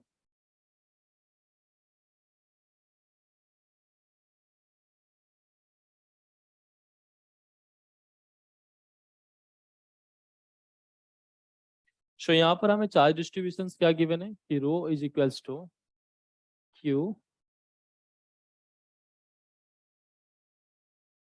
Delta x minus x0 minus delta x plus x0. इससे हम थोड़े से simplify करके लिखे वैसे लिखे कि Q into delta x minus x0 and then एक Q यहाँ पे मल्टीपल करेंगे और यहाँ पे माइनस साइन है तो इस माइनस साइन को देखो मैं ऐसे लिख रहा हूँ कि minus Q into delta x plus x0. ठीक है, x plus x0. So basically जो चार्ज है ये चार्ज हमें इस फॉर्म में गिवन है. सो आप बताइए इस चार्ज का मतलब क्या है. हमने जब डायरेक्ट डेल्टा लास्ट क्लास में बताया गया था एक पॉइंट चार्ज को अगर हम लीनियर चार्ज की तरफ रिप्रेजेंट करें तब हम इस तरीके से रिप्रेजेंट कर सकते हैं. तो इससे आप क्या प्रूव हो गए. Positive at x0. We have a point charge Positive Q charge इस रखा point हुआ पे at x equals to x0 पे and we have another point charge minus Q at x equals to Minus minus x0 पे. ठीक है. So इस charge distribution का मतलब हमें दो पॉइंट चार्ज गिवन है इस पॉइंट पे at x equals to x0 पे and x equals to minus x0 पे. So ये मान लीजिए आपका x एक्सिस. So ये मान लीजिए x equals to 0 पॉइंट है. So x equals to minus x0 and a point मान लो x equals to plus x0. So यहाँ पर चार्ज है plus Q and x equals to minus x0 पे charge है माइनस Q. So ये charge दो point charge हमें given है. अब क्या पूछा गया यहाँ पे कि electric field eight x equals to 2x0 0 0. 2x0 0 0 मतलब x एक्सिस के ऊपर ही होंगे किसी एक पॉइंट. सो ये पॉइंट मान लीजिए. तो इस पॉइंट पे हमें इलेक्ट्रिक फील्ड फाइंड आउट करना है 2x0 0 0. सो यहाँ पर भी देखो सिस्टम में टोटल कितने चार्जेस हैं. 2 चार्जेस हैं. यहाँ पर माइनस Q यहाँ पर प्लस Q. सो मोर देन 1 चार्जेस है. तो हमें क्या करना पड़ेगा सुपरपोजिशन प्रिंसिपल यूज करना पड़ेगा. तो सुपरपोजिशन प्रिंसिपल अकॉर्डिंग हम क्या करेंगे पहले इस चार्ज की वजह से यहाँ पर इलेक्ट्रिक फील्ड फाइंड आउट करेंगे और फिर इस चार्ज की वजह से भी सेपरेटली इस पॉइंट पे इलेक्ट्रिक फील्ड फाइंड आउट करेंगे. And then net electric field के लिए क्या होना चाहिए इन दोनों इलेक्ट्रिक फील्ड का वेक्टर सम. सो अगर हम पहले इस चार्ज की वजह से इस पॉइंट पे इलेक्ट्रिक फील्ड फाइंड आउट करने चाहें तो यहाँ पर है प्लस Q चार्ज और ये सेंटर से डिस्टेंस है x0. तो इस चार्ज से इस चार्ज का डिस्टेंस इस पॉइंट का डिस्टेंस कितना होना चाहिए. यहाँ से ये डिस्टेंस है x0, यहाँ से ये डिस्टेंस है 2x0. सो ये डिस्टेंस कितना होना चाहिए x0. ठीक है. सो सोर्स चार्ज से फील्ड कोऑर्डिनेट का डिस्टेंस है यहाँ पे x0. सो अब अगर हम इस चार्ज के वजह से इस पॉइंट पे इलेक्ट्रिक फील्ड अगर से हम E1 माने तो इस E1 का वैल्यू क्या होना चाहिए डायरेक्शंस के साथ बताना है हमें. E1 इज इक्वल्स टू क्या लिखोगे कि 1/4 pi epsilon not. Point charge है Q चार्ज है. सो Q डिवाइडेड बाय इस पॉइंट से इस पॉइंट का डिस्टेंस का स्क्वायर. सो डिस्टेंस क्या है यहाँ पे x0. सो x0 का स्क्वायर. अब डायरेक्शन देखो क्या होंगे. ये पॉइंट पॉजिटिव x एक्सिस के ऊपर है. ये चार्ज भी पॉजिटिव x एक्सिस के ऊपर ही है. सो ये चार्ज पॉजिटिव है. पॉजिटिव चार्ज की वजह से इलेक्ट्रिक फील्ड हमेशा क्या होना चाहिए away from the source charge. तो इस पॉइंट पे इलेक्ट्रिक फील्ड किस डायरेक्शन में होंगे इस डायरेक्शन में होंगे. plus IQ. ये कौन सा डायरेक्शन है प्लस आई x कैप है ना. x कैप डायरेक्शन है. So plus x cap direction है. सो ये होंगे आपका फर्स्ट चार्ज की वजह से इलेक्ट्रिक फील्ड. सिमिलरली अगर हम सेकंड चार्ज की वजह से इलेक्ट्रिक फील्ड फाइंड आउट करना चाहे सेकंड चार्ज कहाँ पर है इस पॉइंट पे है. तो हमें इस पॉइंट से पहले इस पॉइंट का डिस्टेंस फाइंड आउट करना पड़ेंगे. तो ये डिस्टेंस कितना होना चाहिए 3x0 ये माइनस x0 पे है और ये प्लस x2 है. तो इन दोनों के बीच में डिस्टेंस क्या होंगे 3x0. सो फील्ड पॉइंट जो है सोर्स कोऑर्डिनेट इस चार्ज से जो कितने डिस्टेंस पे 3x0 डिस्टेंस पे. सो अब सेकेंड चार्ज की वजह से अगर हम 2x0 0 0 पॉइंट पे इलेक्ट्रिक फील्ड अगर से E2 हो तो इस E2 का वैल्यू हम क्या लिखेंगे कि 1/4 पाई एप्सिलॉन नॉट। तो देखो चाहे यहाँ पे प्लस क्यू माइनस क्यू, हमेशा आप मैग्नीट्यूड के लिए प्लस ही लिख लीजिए। सो क्यू नॉट डिवाइडेड बाई ये डिस्टेंस है 3x0 का होल स्क्वायर। एंड देन देखो ये अगर नेगेटिव चार्ज है, सो नेगेटिव चार्ज की वजह से इलेक्ट्रिक फील्ड किस डायरेक्शन में होना चाहिए? Towards the source charge. Source charge. So यहाँ पर टुवर्ड्स द सोर्स चार्ज मतलब इस डायरेक्शन पे होंगे, है ना, इस डायरेक्शन पे होंगे। तो कौन सा डायरेक्शन होना चाहिए? माइनस -6 एक्स के। Minus x cap. ठीक है, माइनस एक्स कैप। सो अगर पॉजिटिव चार्ज होता तो इस डायरेक्शन पे होता, नेगेटिव चार्ज है इसके डायरेक्शन ऑपोजिट डायरेक्शन पे हो जाएंगे, तो माइनस एक्स कैप होंगे। सो हमने क्या किया, यहाँ पे दो चार्ज था, दोनों चार्ज के वजह से इंडिविजुअल चार्ज के वजह से पहले हमने इलेक्ट्रिक फील्ड फाइंड आउट कर लिया। आप according to superposition principle net electric field लिखेंगे हम। So according to superposition principle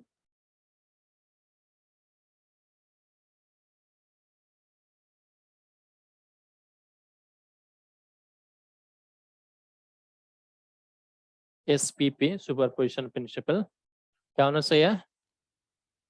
net electric field E net is equals to E1 plus E2। ठीक है, E1 plus E2। सो E1 plus E2 अगर हम यहाँ पे कैलकुलेट करने चाहें, तो आपको E1 भी पता है E2 भी पता है, इन दोनों वेक्टर का आप कैलकुलेट करके फाइनल आंसर बताओ क्या होना चाहिए।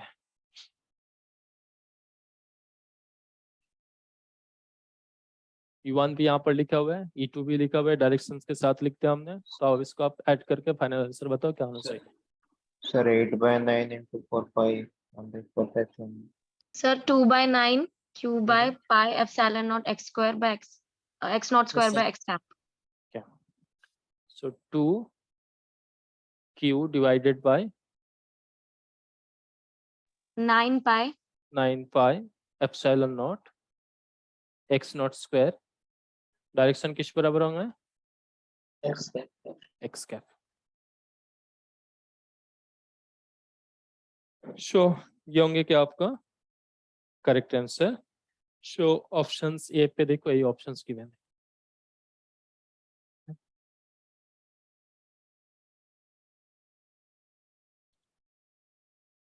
सर इलेक्ट्रिक फील्ड के केस में जो आपने रेफरेंस चार्ज के बारे में बताया था वो तो हमेशा पॉजिटिव होगा ना? हाँ, Reference रेफरेंस charge। चार्ज को हमेशा पॉजिटिव लिखोगे हैं। आप पेज नंबर 6 ओपन करें।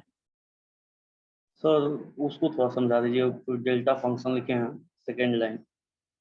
सेकेंड लाइन पे जस्ट ये चार्ज मल्टीपल कर दीजिए इसके साथ, है ना। इसके साथ हमने मल्टीपल कर दिया क्यू इंटू डेल्टा एक्स। आप यहाँ पे माइनस साइन था, तो हमें एक्चुअली ऐड फॉर्म में लिखना है ना, ऐड करना था, तो इसीलिए हमने क्या किया, यहाँ पे प्लस साइन किया और यहाँ पे इस चार्ज, ये जो माइनस साइन है इस चार्ज के साथ मल्टीपल कर दिया। सो ये प्लस या माइनस मल्टीपल होके क्या मिलेंगे हमें? माइनस ही मिलेंगे, है ना। यस सो ये टर्म रिपीट होंगे। आप यहाँ पे माइनस लिखने का मतलब क्या होगा, यहाँ पे बताया कि यहाँ पे आपको बताया गया था कि अगर हम एक क्यू चार्ज रखे किसी भी पॉइंट पे, एक पॉइंट चार्ज क्यू से, मान लो एक्स इक्वल्स टू ये पॉइंट पे अगर हम रखें, तो इससे अगर हम लीनियर चार्ज की तरफ रिप्रेजेंट करने चाहे तो हम क्या लिखेंगे? जो भी चार्ज रखा जाए उस साइन के साथ, प्लस क्यू रखोगे तो प्लस क्यू, माइनस क्यू रखोगे तो minus Q. So plus Q charge रखा गया तो plus Q into delta x minus, ये इसी फॉर्म में बताया गया था।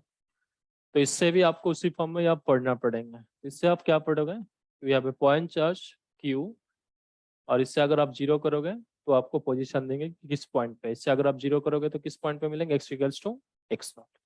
सो have a plus Q charge at x equals to x naught, और इससे आपको क्या मिलेंगे? यहाँ पे माइनस क्यू चार्ज, लेकिन इस टर्म को जीरो करो तो यहाँ पे एक्स का वैल्यू क्या मिलेंगे? Minus X naught. So minus X naught पे minus Q charge. Take the previous slide. Page number 6 question number 34 देखें क्या बोला गया।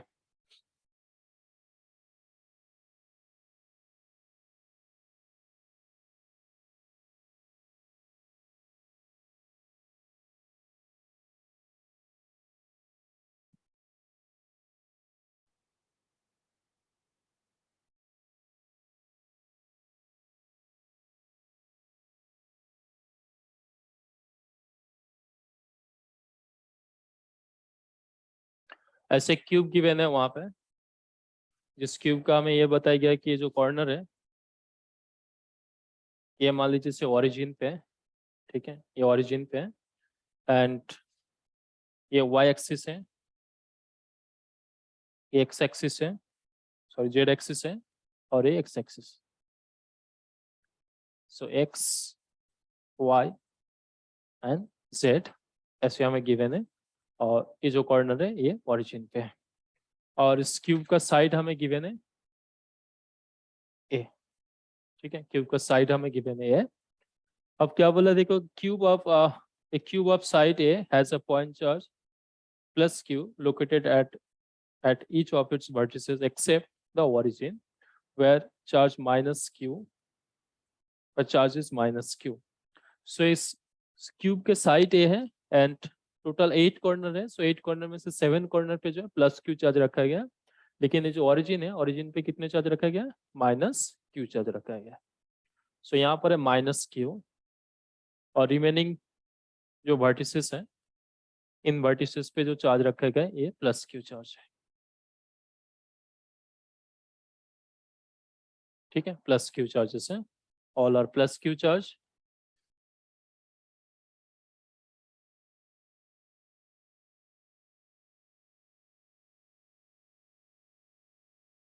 ठीक है, प्लस क्यू चार्ज है। आपको क्या पूछा गया यहाँ पे, the electric field at the centre, से जो क्यूब है इस क्यूब के सेंटर पे इलेक्ट्रिक फील्ड का वैल्यू क्या होना चाहिए हमें पूछा गया है। सो सेंटर पे अगर हम इलेक्ट्रिक फील्ड फाइंड आउट करनी चाहे तो कितने चार्ज की वजह से होना चाहिए यहाँ पे, टोटल 8 चार्जेस है ना, तो 8 चार्ज की वजह से इलेक्ट्रिक फील्ड होंगे। लेकिन देखो अगर हम सिमेट्रिकली देखें कि ये जो दोनों चार्ज है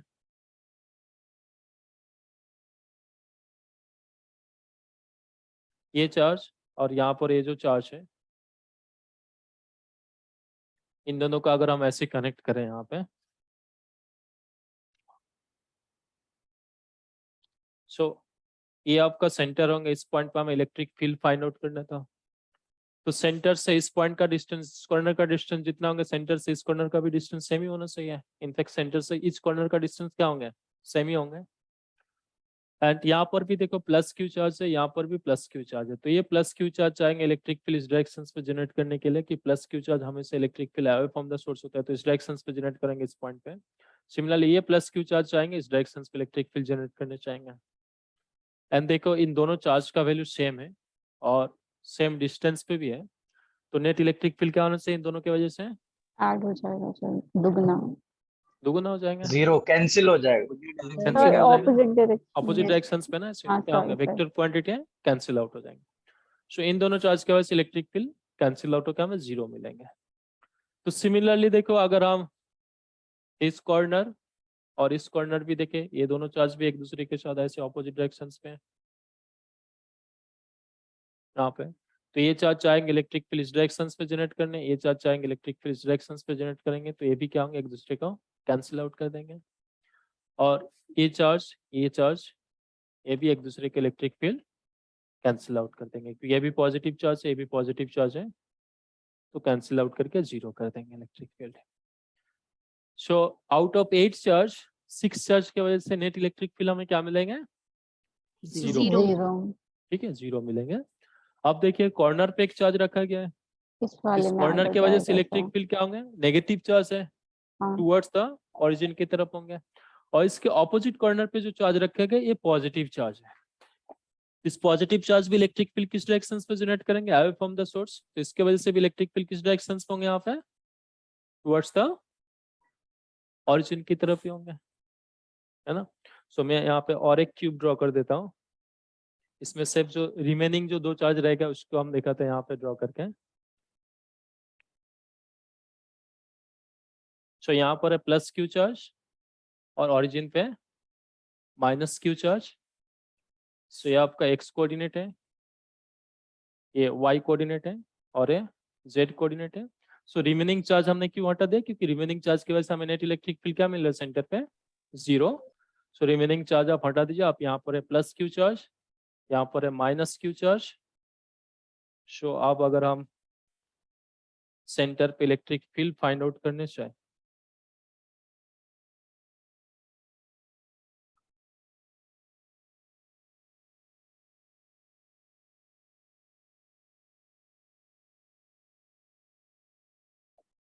तो यहाँ पे सेंटर पे अगर हम इलेक्ट्रिक फील्ड फाइंड आउट करने चाहते तो इलेक्ट्रिक फील्ड का डायरेक्शन किस बराबर होना चाहिए?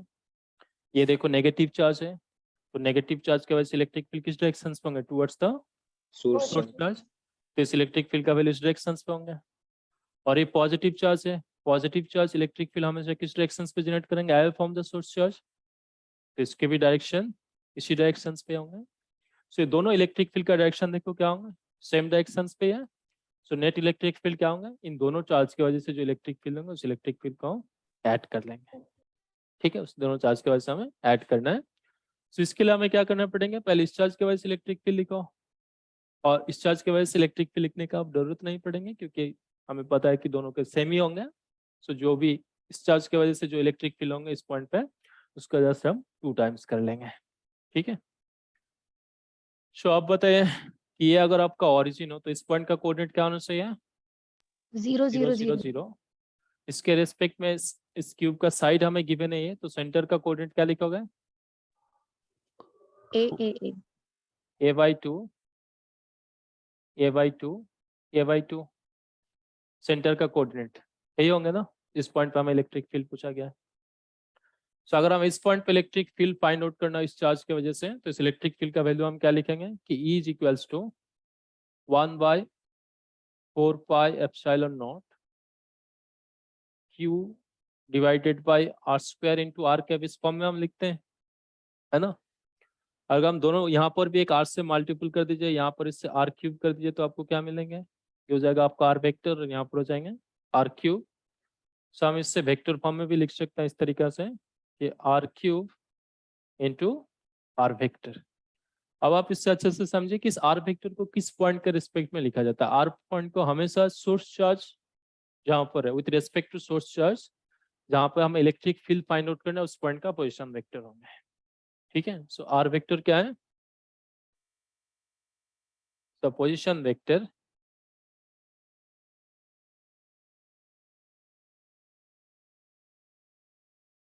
position vector of field point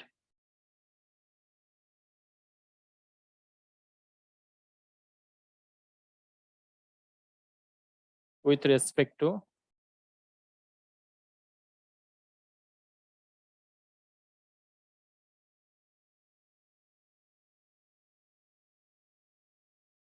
source coordinate।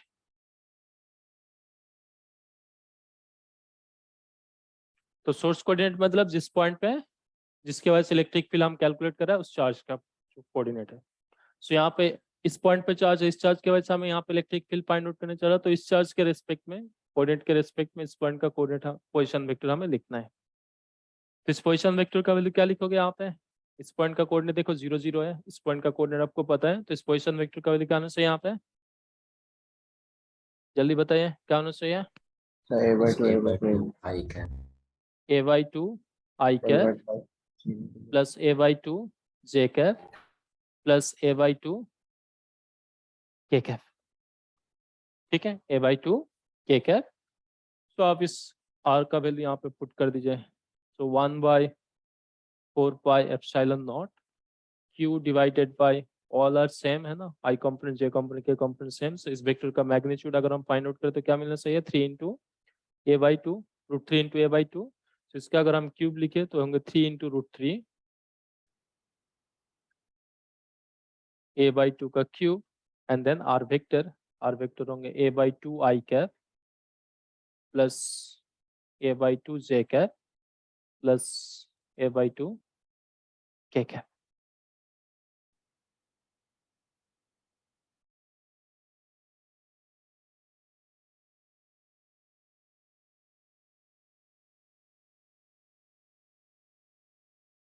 ठीक है, सो होंगे। अब देखिए यहाँ पर पॉजिटिव चार्ज था नेगेटिव चार्ज था?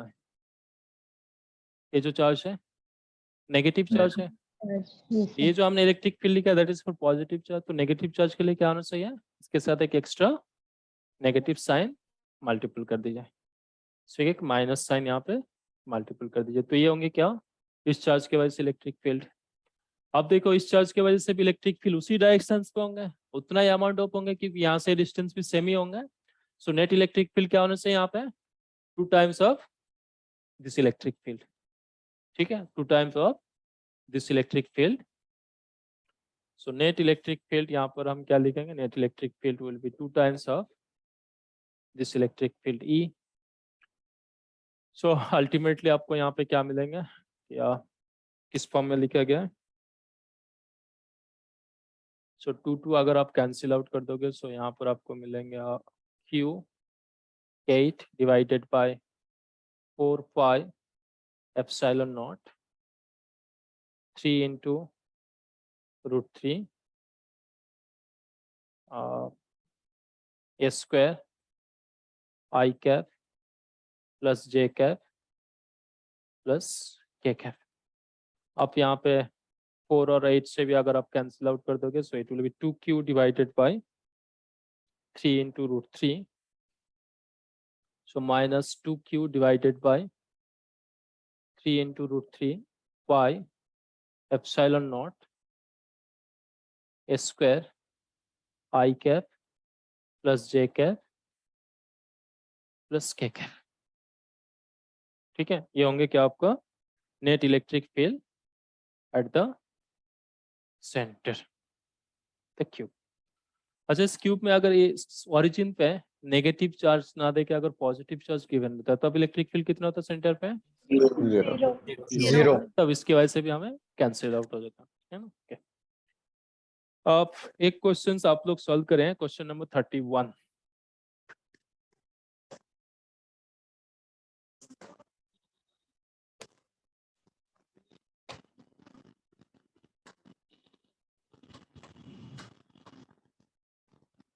सर हाँ हाँ, इस पे ऐसे भी तो ऐसे करा, लेकिन आंसर उसमें थोड़ा सा डिफर आ रहा है। 3 का फैक्टर नहीं आ रहा है, मतलब √3 वाला फैक्टर नहीं आ रहा है मेरा। √3 फैक्टर क्यों नहीं होंगे, मतलब मेरे नहीं आ रहा है सर, मैंने ऐसे करा है कि डिस्टेंस ले लिया है सर कि क्यू पे ही क्यू पे चार्ज है, -2Q का चार्ज है क्यू पे, ऑरिजिन पे, सॉरी ऑरिजिन पे -2Q का चार्ज है, और वहां से डिस्टेंस है सेंटर का √3a/2, √3a/2। और फिर वो फोर्स निकाल लिया, फोर्स का मैग्नीट्यूड और उसका डायरेक्शन सीधा लिख दिया, आई कैप, मतलब -I cap -J cap -K cap. But होगा नहीं गलत है? ना, क्यों नहीं होगा सर? वो आपका यूनिट वेक्टर है क्या, I cap plus J cap plus K cap is it unit vector, नहीं, फिर उसको √3 से डिवाइड भी करना √3 से पड़ेगा। डिवाइड करना पड़ेंगे। ठीक है sir.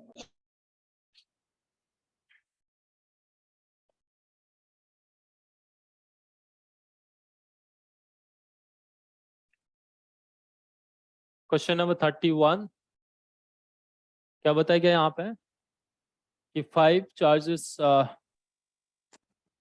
particle each of having charge Q are placed at the 5 vertices of a regular hexagon. The side of the hexagonal is A, then the magnitude of electric field at the center of the hexagon क्या होना चाहिए।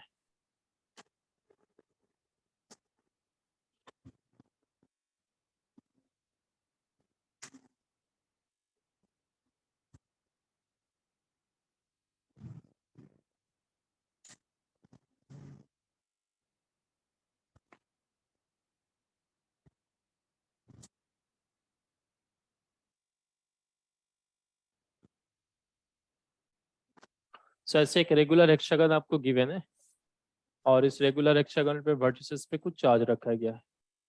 एक regular hexagon का कितना corner होना चाहिए,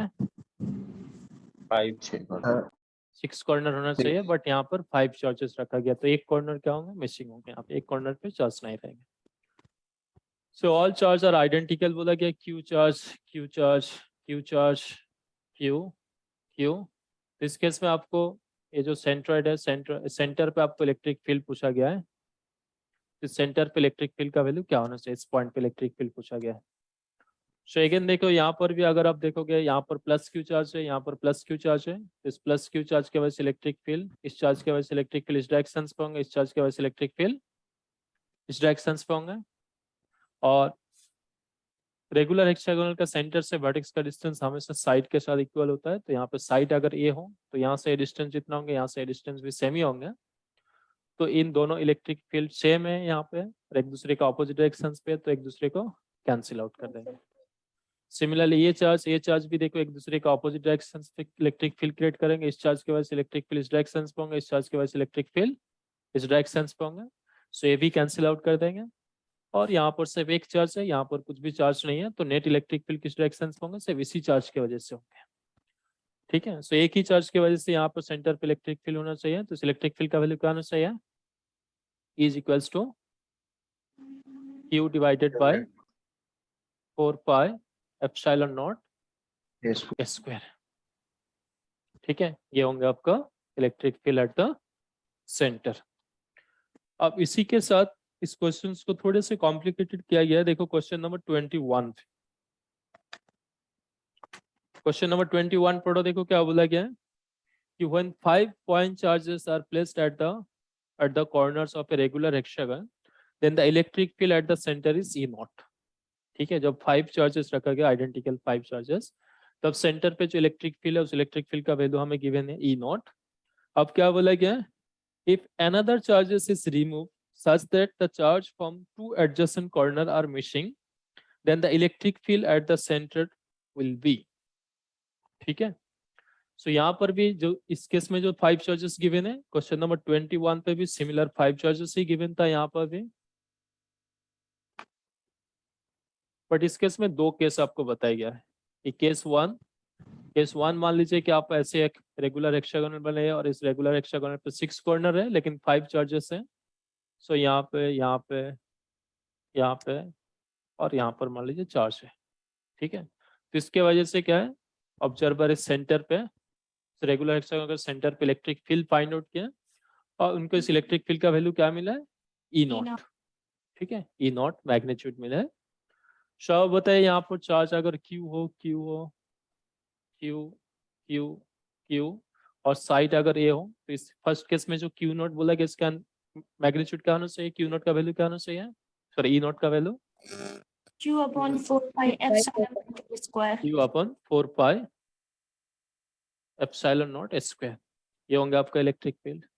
Yes, अब क्या बोला गया नेक्स्ट केस में कि अगर हम इस सिस्टम से भी और एक चार्ज रिमूव करें, किस टाइप से हम रिमूव करेंगे कि सच दैट 2 एडजेसेंट कॉर्नर क्या हो, मिसिंग हो। सो इसका मतलब इससे पहले ये कॉर्नर मिसिंग था, सो आइदर हम इस कॉर्नर का चार्ज रिमूव करें व इस कॉर्नर का चार्ज हम रिमूव करें। सो सेकेंड केस में जब हम और एक चार्ज रिमूव करेंगे तो हमें कुछ फिगर ऐसे दिखाई देंगे। तो मान लो इस कॉर्नर से हमने चार्ज रिमूव कर दिया, तो आप ऐसे चार्ज डिस्ट्रीब्यूशन से। सो आप बताइए इलेक्ट्रिक फील्ड का वैल्यू क्या होना चाहिए यहाँ पे। सो आप देखिए क्या होंगे, इस चार्ज और इस चार्ज की वजह से अगर हम सेंटर पे इलेक्ट्रिक फील्ड फाइंड आउट करने चाहे तो क्या होंगे, एक दूसरे को कैंसिल आउट कर देंगे, है ना। ये अगर आपका सेंटर हो, यहाँ पर जितना अमाउंट ऑफ चार्ज है यहाँ पर भी उतना अमाउंट ऑफ चार्ज है, तो एक दूसरे को कैंसिल आउट करेंगे तो नेट इलेक्ट्रिक फील्ड हमें मिलेंगे 0। आप इन दोनों चार्ज की वजह से होंगे, लेकिन इस चार्ज की वजह से इलेक्ट्रिक फील्ड का वैल्यू क्या होना चाहिए सेंटर पे, सिर्फ अगर हम इस चार्ज की वजह से सेंटर पे इलेक्ट्रिक फील्ड फाइंड आउट करें, इस इलेक्ट्रिक फील्ड का वैल्यू क्या होगा, ई नॉट। सेम होगा। सिमिलरली इस चार्ज की वजह से भी हम इलेक्ट्रिक फील्ड फाइंड आउट करें, वो भी क्या होना चाहिए, ई नॉट। सो इस चार्ज की वजह से इलेक्ट्रिक फील्ड अगर हम कैलकुलेट करें सेंटर पे, ये होंगे इस डायरेक्शन पे और इस इलेक्ट्रिक फील्ड का वैल्यू होंगे ई नॉट। सिमिलरली इस चार्ज की वजह से अगर हम सेंटर पे इलेक्ट्रिक फील्ड फाइंड आउट करें, ये भी होंगे ई नॉट। सो आप बताइए नेट इलेक्ट्रिक फील्ड क्या होना चाहिए इस केस में। रेगुलर हेक्सागन है तो रेगुलर हेक्सागन है तो इस एंगल का वैल्यू क्या होना चाहिए, 60 डिग्री होगा, है ना। सो अगर 60 डिग्री हो सो इन दोनों इलेक्ट्रिक फील्ड के बीच में जो एंगल है ये एंगल भी 60 डिग्री होंगे। सो ये एंगल 60 है, दो इलेक्ट्रिक फील्ड का मैग्नीट्यूड आइडेंटिकल है, तो नेट इलेक्ट्रिक फील्ड क्या होना चाहिए इस केस में, √3 नॉट। हाँ। सो नेट इलेक्ट्रिक फील्ड यहाँ पर होंगे √, E naught square plus E naught square plus 2 into E naught into E naught, so E naught square into cos 60 degree. cos 60 का वैल्यू कितना होता है, 1/2। हाफ। सो अगर हाफ पुट करेंगे तो यहाँ पे 2 कैंसिल आउट हो जाएगा, सो हमें क्या मिलेंगे, E naught square, so √3 into E not, ठीक है, √3 इंटू ई नॉट से होंगे कि आपका नेट इलेक्ट्रिक फील्ड, एंड इस नेट इलेक्ट्रिक फील्ड का डायरेक्शन आप किस बराबर होंगे, इस डायरेक्शन पे होंगे, ठीक है, इस डायरेक्शन पे होंगे नेट इलेक्ट्रिक फील्ड का। सो पॉइंट चार्ज के वजह से हम काफी सारे प्रॉब्लम सॉल्व किए हैं, तो इस टाइप का अगर आपको क्वेश्चंस पूछा जाए, सो आई होप आप सॉल्व कर लोगे। तो आप अगर हम पॉइंट चार्ज से धीरे धीरे अगर हम से कंटिन्यूस चार्ज की तरफ देखें, तो कंटिन्यूस चार्ज की वजह से इलेक्ट्रिक फील्ड क्या होना चाहिए,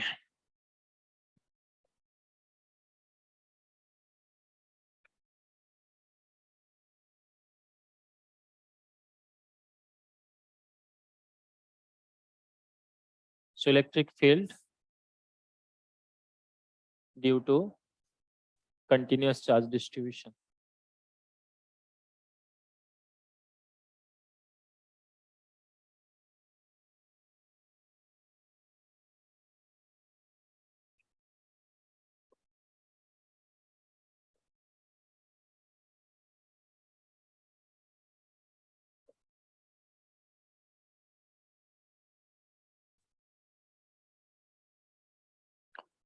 सो कंटिन्यूस चार्ज डिस्ट्रीब्यूशंस अगर हम देखें, so continuous charge distributions basically देखोगे charge either it will be on the length और it will be on the surface और it will be on the volume, ठीक है। सो चार्ज सरफेस के ऊपर डिस्ट्रीब्यूट हो सकता है, लेंथ के ऊपर डिस्ट्रीब्यूट हो सकता है और वॉल्यूम के ऊपर डिस्ट्रीब्यूट हो सकता है। फॉर एग्जांपल से हमने चार्ज कैरिंग रिंग बनाएंगे, तो चार्ज कैरिंग अगर रिंग बनाए तो चार्ज कहाँ पर होंगे, सर्कमफ्रेंस के ऊपर होंगे, मतलब पेरीफेरी के ऊपर होंगे, पेरीफेरी मतलब लेंथ के ऊपर होंगे। एक रॉड के ऊपर अगर हम चार्ज डिस्ट्रीब्यूट करें, थिन रॉड, तो यहाँ पर भी चार्ज कहाँ पर होंगे, लेंथ के ऊपर होंगे। आप एक से मान लो सर्कुलर डिस्क है, जो डिस्क के ऊपर थिन डिस्क है, डिस्क के ऊपर अगर हम चार्ज डिस्ट्रीब्यूट करें तो सर्कल सरफेस के ऊपर डिस्ट्रीब्यूशन होंगे। वही अगर हम क्यूब के वॉल्यूम पे व एक स्फीयर का वॉल्यूम के अंदर चार्ज डिस्ट्रीब्यूशन करें क्यूब के अंदर, तो इस केस में वॉल्यूम पे चार्ज डिस्ट्रीब्यूशन होंगे। सो चार्ज लीनियर सरफेस के ऊपर डिस्ट्रीब्यूट हो तो इससे हम लीनियर चार्ज डेंसिटी बोलेंगे, सॉरी लेंथ के ऊपर है तो सरफेस के ऊपर है तो surface charge density, and volume के ऊपर डिस्ट्रीब्यूट है तो volume charge distribution. So first अगर हम लीनियर चार्ज की वजह से इलेक्ट्रिक फील्ड फाइंड आउट करने चाहे, सो यहाँ पर लिखो electric field due to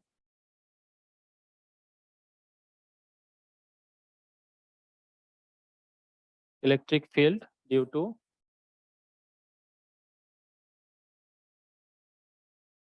linear charge distribution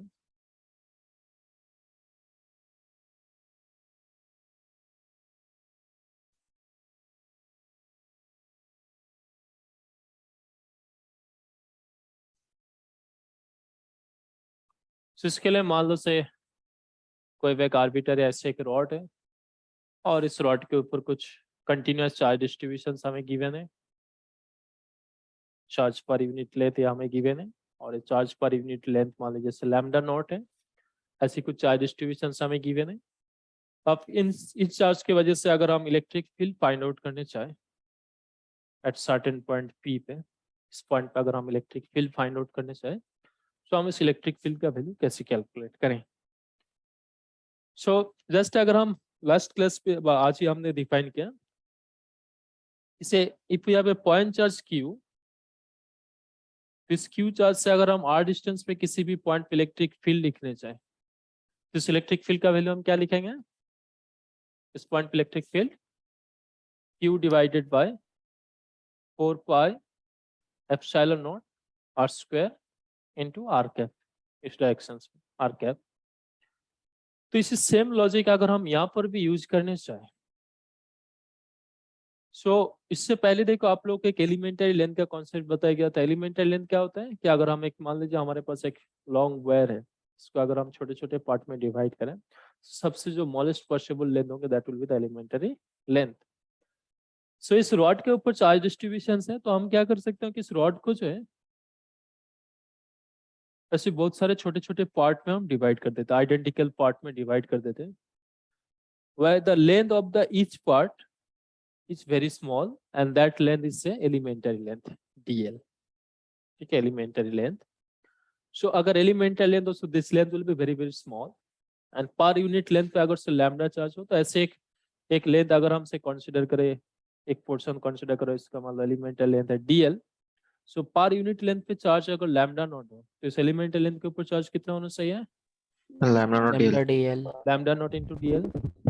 अब देखिए if this DL is very very small हो, ठीक है, DL is very very small, so इस डीएल के ऊपर जो चार्ज है lambda into DL, this amount of charge it will also behave like as a point charge, है ना, पॉइंट चार्ज की तरफ बिहेव करना चाहिए।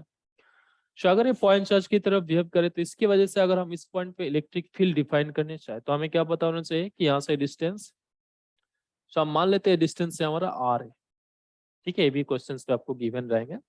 सो डिस्टेंस अगर हम मान लेते हैं आर है, सो ये डिस्टेंस अगर आर हो तो आप बताइए इस एलिमेंटल लेंथ के ऊपर जो चार्ज है that is lambda into d q which is behave like as a point charge. तो क्या इस पॉइंट चार्ज की वजह से हम इस पॉइंट पे इलेक्ट्रिक फील्ड लिख सकते हो? क्या होना चाहिए इस Yes, कॉन्सेप्ट sir. अकॉर्डिंग? क्या लिखेंगे हम यहाँ पे? Lambda So, not lambda not lambda dl not into DL dl on 4 divided pi by divided epsilon by 4 pi epsilon naught 4 pi epsilon naught r square r into r. square r square cap into r cap R r cap। अब हम तो सिर्फ इसी elemental length की वजह से लिख रहे हैं, ऐसी रिमेनिंग एलिमेंटल लेंथ की वजह से भी हमें लिखना पड़ेंगे। तो आप सुपरपोजिशन प्रिंसिपल की तरफ देखो, सिस्टम में more than one point charge हो तो यहाँ पे infinite number of point charge है, तो infinite number of point charge की वजह से इलेक्ट्रिक फील्ड हमें यहाँ पर देखना पड़ेंगे। बट देखो यहाँ पर जो इनफाइनाइट पॉइंट चार्ज है हमने इसको डिफरेंट पार्ट में डिवाइड किया but they are still continuous, है ना, चार्ज डिस्ट्रीब्यूशन जो कंटिन्यूअस था, तो किसी फंक्शन जब डिस्क्रीट होता है उससे हम समेशन लेते हैं, लेकिन अगर वो कंटिन्यूअस होता है तो हम उस समेशन को किससे कन्वर्ट कर देते हैं? इंटीग्रेशन से। सो यहाँ पर भी हम क्या करेंगे, net electric field find out करने के लिए अकॉर्डिंग टू सुपरपोजिशन प्रिंसिपल हम क्या करेंगे, इसे इंटीग्रेशन लाइन इंटीग्रल में कन्वर्ट कर दें, ठीक है, line integral, and that will give you the net electric field at point P due to this whole rod whole wire. इस वायर की वजह से अगर हमें इस पॉइंट पे इलेक्ट्रिक फील्ड फाइंड आउट करना हो, सबसे पहले हमें क्या करना पड़ेगा, इस वायर के ऊपर एक एलिमेंटरी लेंथ कंसीडर करो dl, इसके बाद एलिमेंटरी लेंथ के ऊपर कितने चार्ज है वो देख लीजिए, तो lambda naught into dl, and then इस lambda naught dl that will behave like as a point charge. तो इस पॉइंट चार्ज की वजह से इस पॉइंट पे इलेक्ट्रिक फील्ड फाइंड आउट करने के लिए आपको इस पॉइंट से इस पॉइंट का डिस्टेंस फाइंड आउट करना होगा। ये डिस्टेंस हमने मान लिया r, से अगर r हो तो इस इलेक्ट्रिक फील्ड का मैग्नीट्यूड होगा lambda naught dl divided by 4 pi epsilon not, and directions होंगे इस बराबर r कैप। फिर इसके बाद हमें इंटीग्रेट करना है, यानी अगेन इंटीग्रेशंस करने से पहले देखो ये वेक्टर क्वांटिटी को हमें इंटीग्रेट कर रहा हूँ। सो वेक्टर क्वांटिटी को अगर हम इंटीग्रेट कर रहा हूँ तो हमें इस r कैप के ऊपर भी थोड़े से ध्यान देना पड़ेगा, ठीक है। सो r कैप क्या है कि अगर हम यहाँ पे एलिमेंटरी लेंथ इस पॉइंट पे कंसीडर करें व इस पॉइंट पे कंसीडर करें, उसके वजह से अगर इलेक्ट्रिक फील्ड का डायरेक्शन हमेशा सेम डायरेक्शन पे हो, इसका मतलब क्या है, इस एलिमेंटरी लेंथ के किस पॉइंट पे ले रहा है उसके ऊपर ये r कैप का डायरेक्शन डिपेंड नहीं करेंगे, है ना। So this integrations will be r cap independent, so हम r कैप को बाहर लिख सकते हैं तब एज ए कांस्टेंट वेक्टर की तरफ। सो रिमेनिंग टर्म को हम इंटीग्रेट करेंगे। लेकिन अगर हमें ऐसी मिले कि डिफरेंट पॉइंट पे एलिमेंटरी लेंथ लेने की वजह से यहाँ पर जो इलेक्ट्रिक फील्ड है उस इलेक्ट्रिक फील्ड का डायरेक्शन डिफरेंट हो, तब हम क्या होंगे, this r cap is no more a constant vector. ये भी r का ही फंक्शन होंगे कि आपने एलिमेंटरी लेंथ कहाँ पर ले रहे हो उसके ऊपर डिपेंड कर रहा है। तो इसका मतलब इस केस में हमें क्या करना पड़ेगा, r को आइदर वेक्टर फॉर्म में लिखेंगे और डिकम्पोज कर देंगे, आई कैप जे कैप के डिकम्पोज करेंगे, देन से हम सेपरेटली इंटीग्रेट करेंगे, ठीक है। सो अगर लीनियर चार्ज गिवन रहे किसी भी पॉइंट पे, तो अब इस पॉइंट चार्ज का डेफिनेशन से आप लीनियर चार्ज की वजह से भी इलेक्ट्रिक फील्ड का डेफिनेशन हमने डिफाइन किया। सो आगे से अगर हमें लीनियर चार्ज गिवन है और उसके वजह से इलेक्ट्रिक फील्ड फाइंड आउट करना हो तो हम इस वाला फॉर्म यूज करेंगे, ठीक है। अब कुछ देर बाद हम इससे रिलेटेड कुछ प्रॉब्लम भी सॉल्व करेंगे जो हमारा सिलेबस में at least some special cases like ring के ऊपर चार्ज डिस्ट्रीब्यूशन से इनफाइनाइटली वायर के ऊपर चार्ज डिस्ट्रीब्यूशन के वजह से इलेक्ट्रिक फील्ड, ये सब अगर हम कैलकुलेट करेंगे। नेक्स्ट आप डेफिनेशन लिख लो, नेक्स्ट क्या है, सरफेस चार्ज। सो नेक्स्ट लिखो electric field due to surface charge.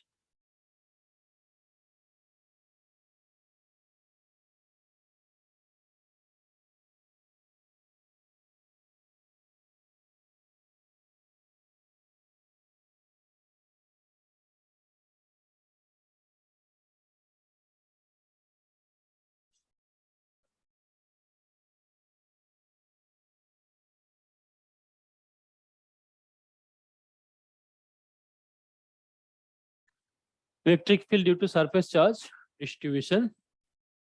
So यहाँ पर भी आप कोई भी एक आर्बिटरी सरफेस बना लीजिए।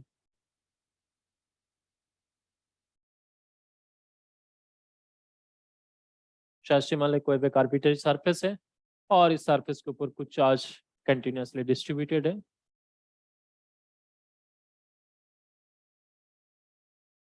अब इस चार्ज की वजह से अगेन किसी P point, arbitrary point P point पे हमें मान लीजिए इलेक्ट्रिक फील्ड फाइंड आउट करना है। सो अभी तक हमने ऐसी कोई भी डेफिनेशंस नहीं पढ़ा जहां पर हम एक सरफेस चार्ज की वजह से इलेक्ट्रिक फील्ड फाइंड आउट करना हो। हमें सिर्फ क्या पता है कि एक पॉइंट चार्ज की वजह से इलेक्ट्रिक फील्ड फाइंड आउट करना हो, लेकिन हमें यह भी पता है एलिमेंटरी एरिया क्या होता है। एलिमेंटरी एरिया क्या है कि अगर हमारे पास एक लार्ज एरिया है, उसे अगर हम छोटे छोटे एरिया पे डिवाइड करें तो सबसे जो स्मॉलेस्ट एरिया होंगे that will be the elementary area. So अब आप एलिमेंटरी एरिया का कॉन्सेप्ट हम यहाँ पे यूज करेंगे। तो इसके लिए हम क्या करेंगे, सबसे पहले ये जो एरिया है जिस सरफेस के ऊपर चार्ज डिस्ट्रीब्यूशन, इससे हमें बहुत सारे छोटे छोटे पार्ट में पहले डिवाइड करते हैं।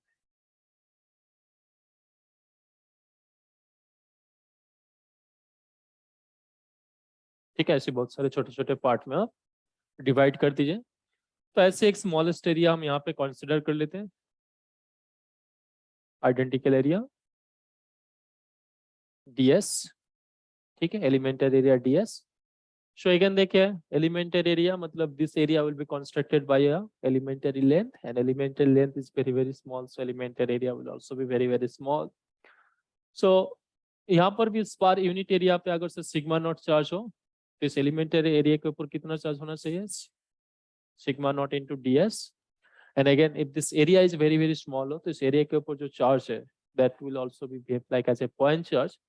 तो इस पॉइंट चार्ज की वजह से अगर हम इस पॉइंट पे इलेक्ट्रिक फील्ड फाइंड आउट करने चाहें तो हम इलेक्ट्रिक फील्ड के लिए क्या चाहिए, इस पॉइंट से इस पॉइंट का डिस्टेंस चाहिए। तो ये डिस्टेंस अगर से हम r मान लेते हैं, तो आप पॉइंट चार्ज का जो डेफिनेशन है उस डेफिनेशन को यूज करके आप यहाँ पर भी इस पॉइंट पे इलेक्ट्रिक फील्ड लिख सकते हो due to this charge. So this amount of charge sigma into ds it will be applied as a point charge. So q into 4πε, so q यहाँ पर क्या, sigma into ds divided by 4πε0 and then यहाँ से distance r, तो r square and direction अगर r cap हो तो r cap. सो ये आपको क्या देंगे, इस एलिमेंटरी एरिया के ऊपर चार्ज जो है उस चार्ज के वजह से electric field.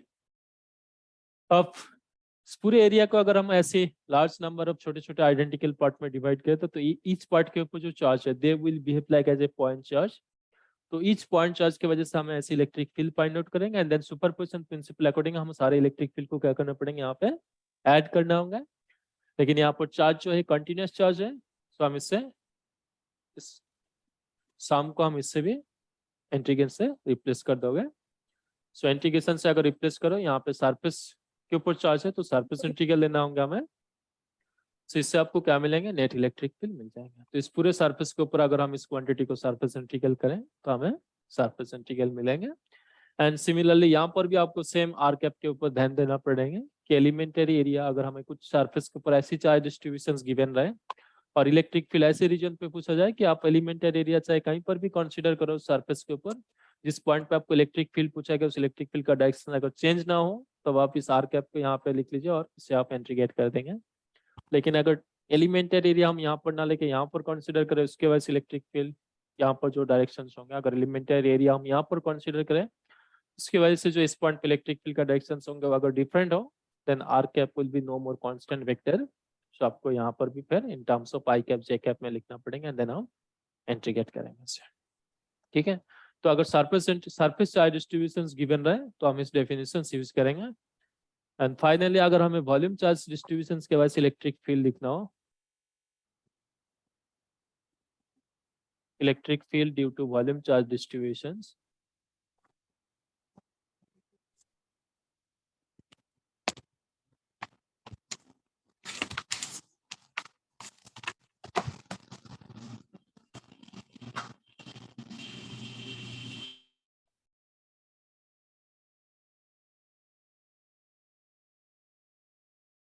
Electric field due to volume charge distribution. तो मान लीजिए यहाँ पर कोई एक आर्बिटरी वॉल्यूम है, इस वॉल्यूम के ऊपर कुछ चार्ज डिस्ट्रीब्यूशन है।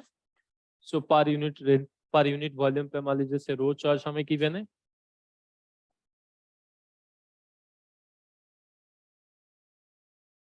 सो इस चार्ज की वजह से अगर हम यहाँ पर किसी भी पॉइंट पे इलेक्ट्रिक फील्ड फाइंड आउट करने चाहें,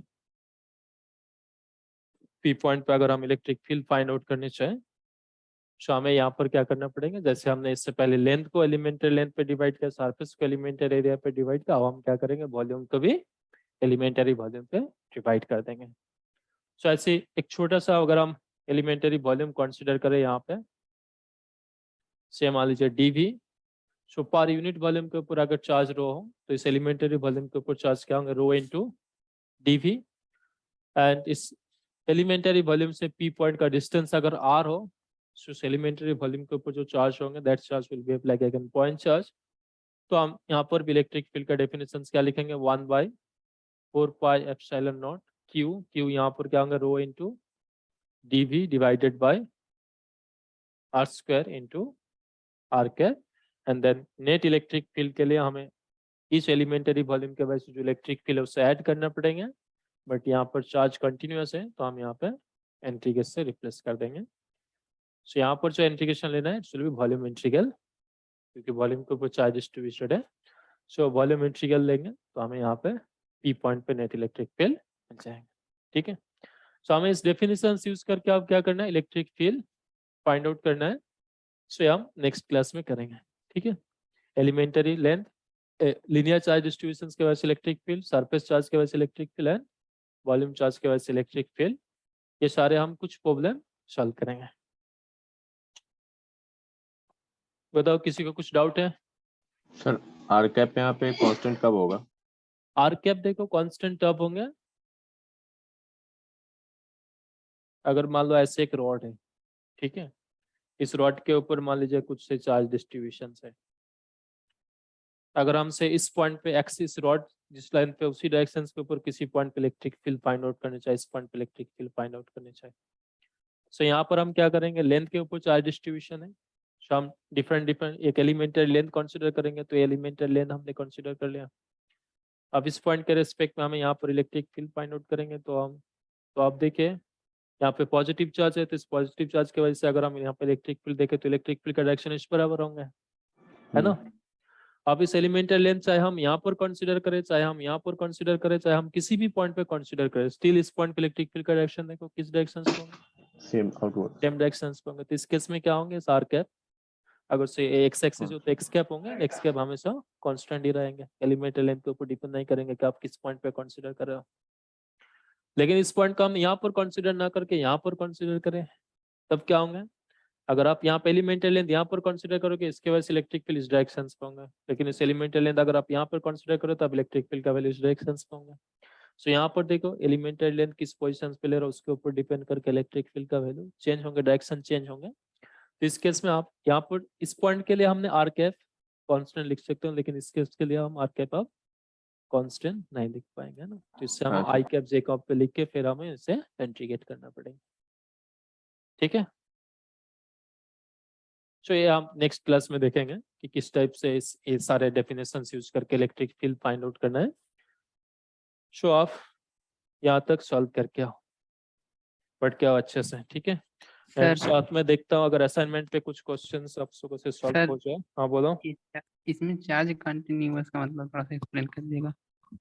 चार्ज कंटिन्यूअस का मतलब क्या, सरफेस के ऊपर जैसे डिस्क्रीट चार्ज है मान लीजिए किसी रीजन पे ना, तो मान लो यहाँ इस सरफेस के ऊपर कुछ डिस्क्रीट चार्ज है ऐसे, अभी आपको देखो ये चार्ज डिस्क्रीट दिखाई दे रहा है ना, डिफरेंट पॉइंट पे चार्ज है। आप यहाँ पे अगर मैं इस चार्ज का वैल्यू इंक्रीज करते जाओ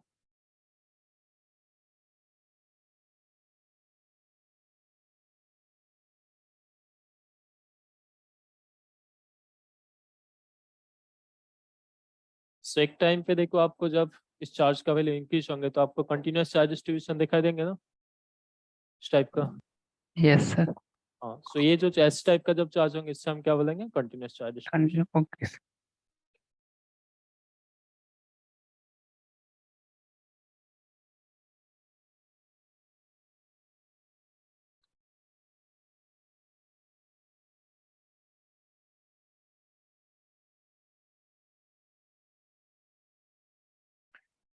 चलो अभी के लिए आप जो भी पढ़ाया गया उससे आप एक बार रिवीजन करके आइए, साथ में कोऑर्डिनेट सिस्टम भी थोड़ा सा देख के आइए। नेक्स्ट क्लास करने के बाद आपको काफी सारे क्वेश्चंस मिलेंगे सॉल्व करने के लिए, ठीक है। किसी को कुछ डाउट है क्लास रिलेटेड? सर हाँ बोलो। सर कोई रेफरेंस बुक बता दीजिए। कोई रेफरेंस बुक? एक ही बुक है, आप ग्रिफिथ बुक फॉलो कर सकते हो, ठीक है। ओके इसकी पीडीएफ फाइल भी अवेलेबल है, खरीद भी सकते हो, ज़्यादा प्राइस का नहीं है, 300-400 के आसपास ही होंगे, तो आप खरीद भी सकते हो। आप पीडीएफ फाइल भी अवेलेबल है, पीडीएफ भी पढ़ सकते हो।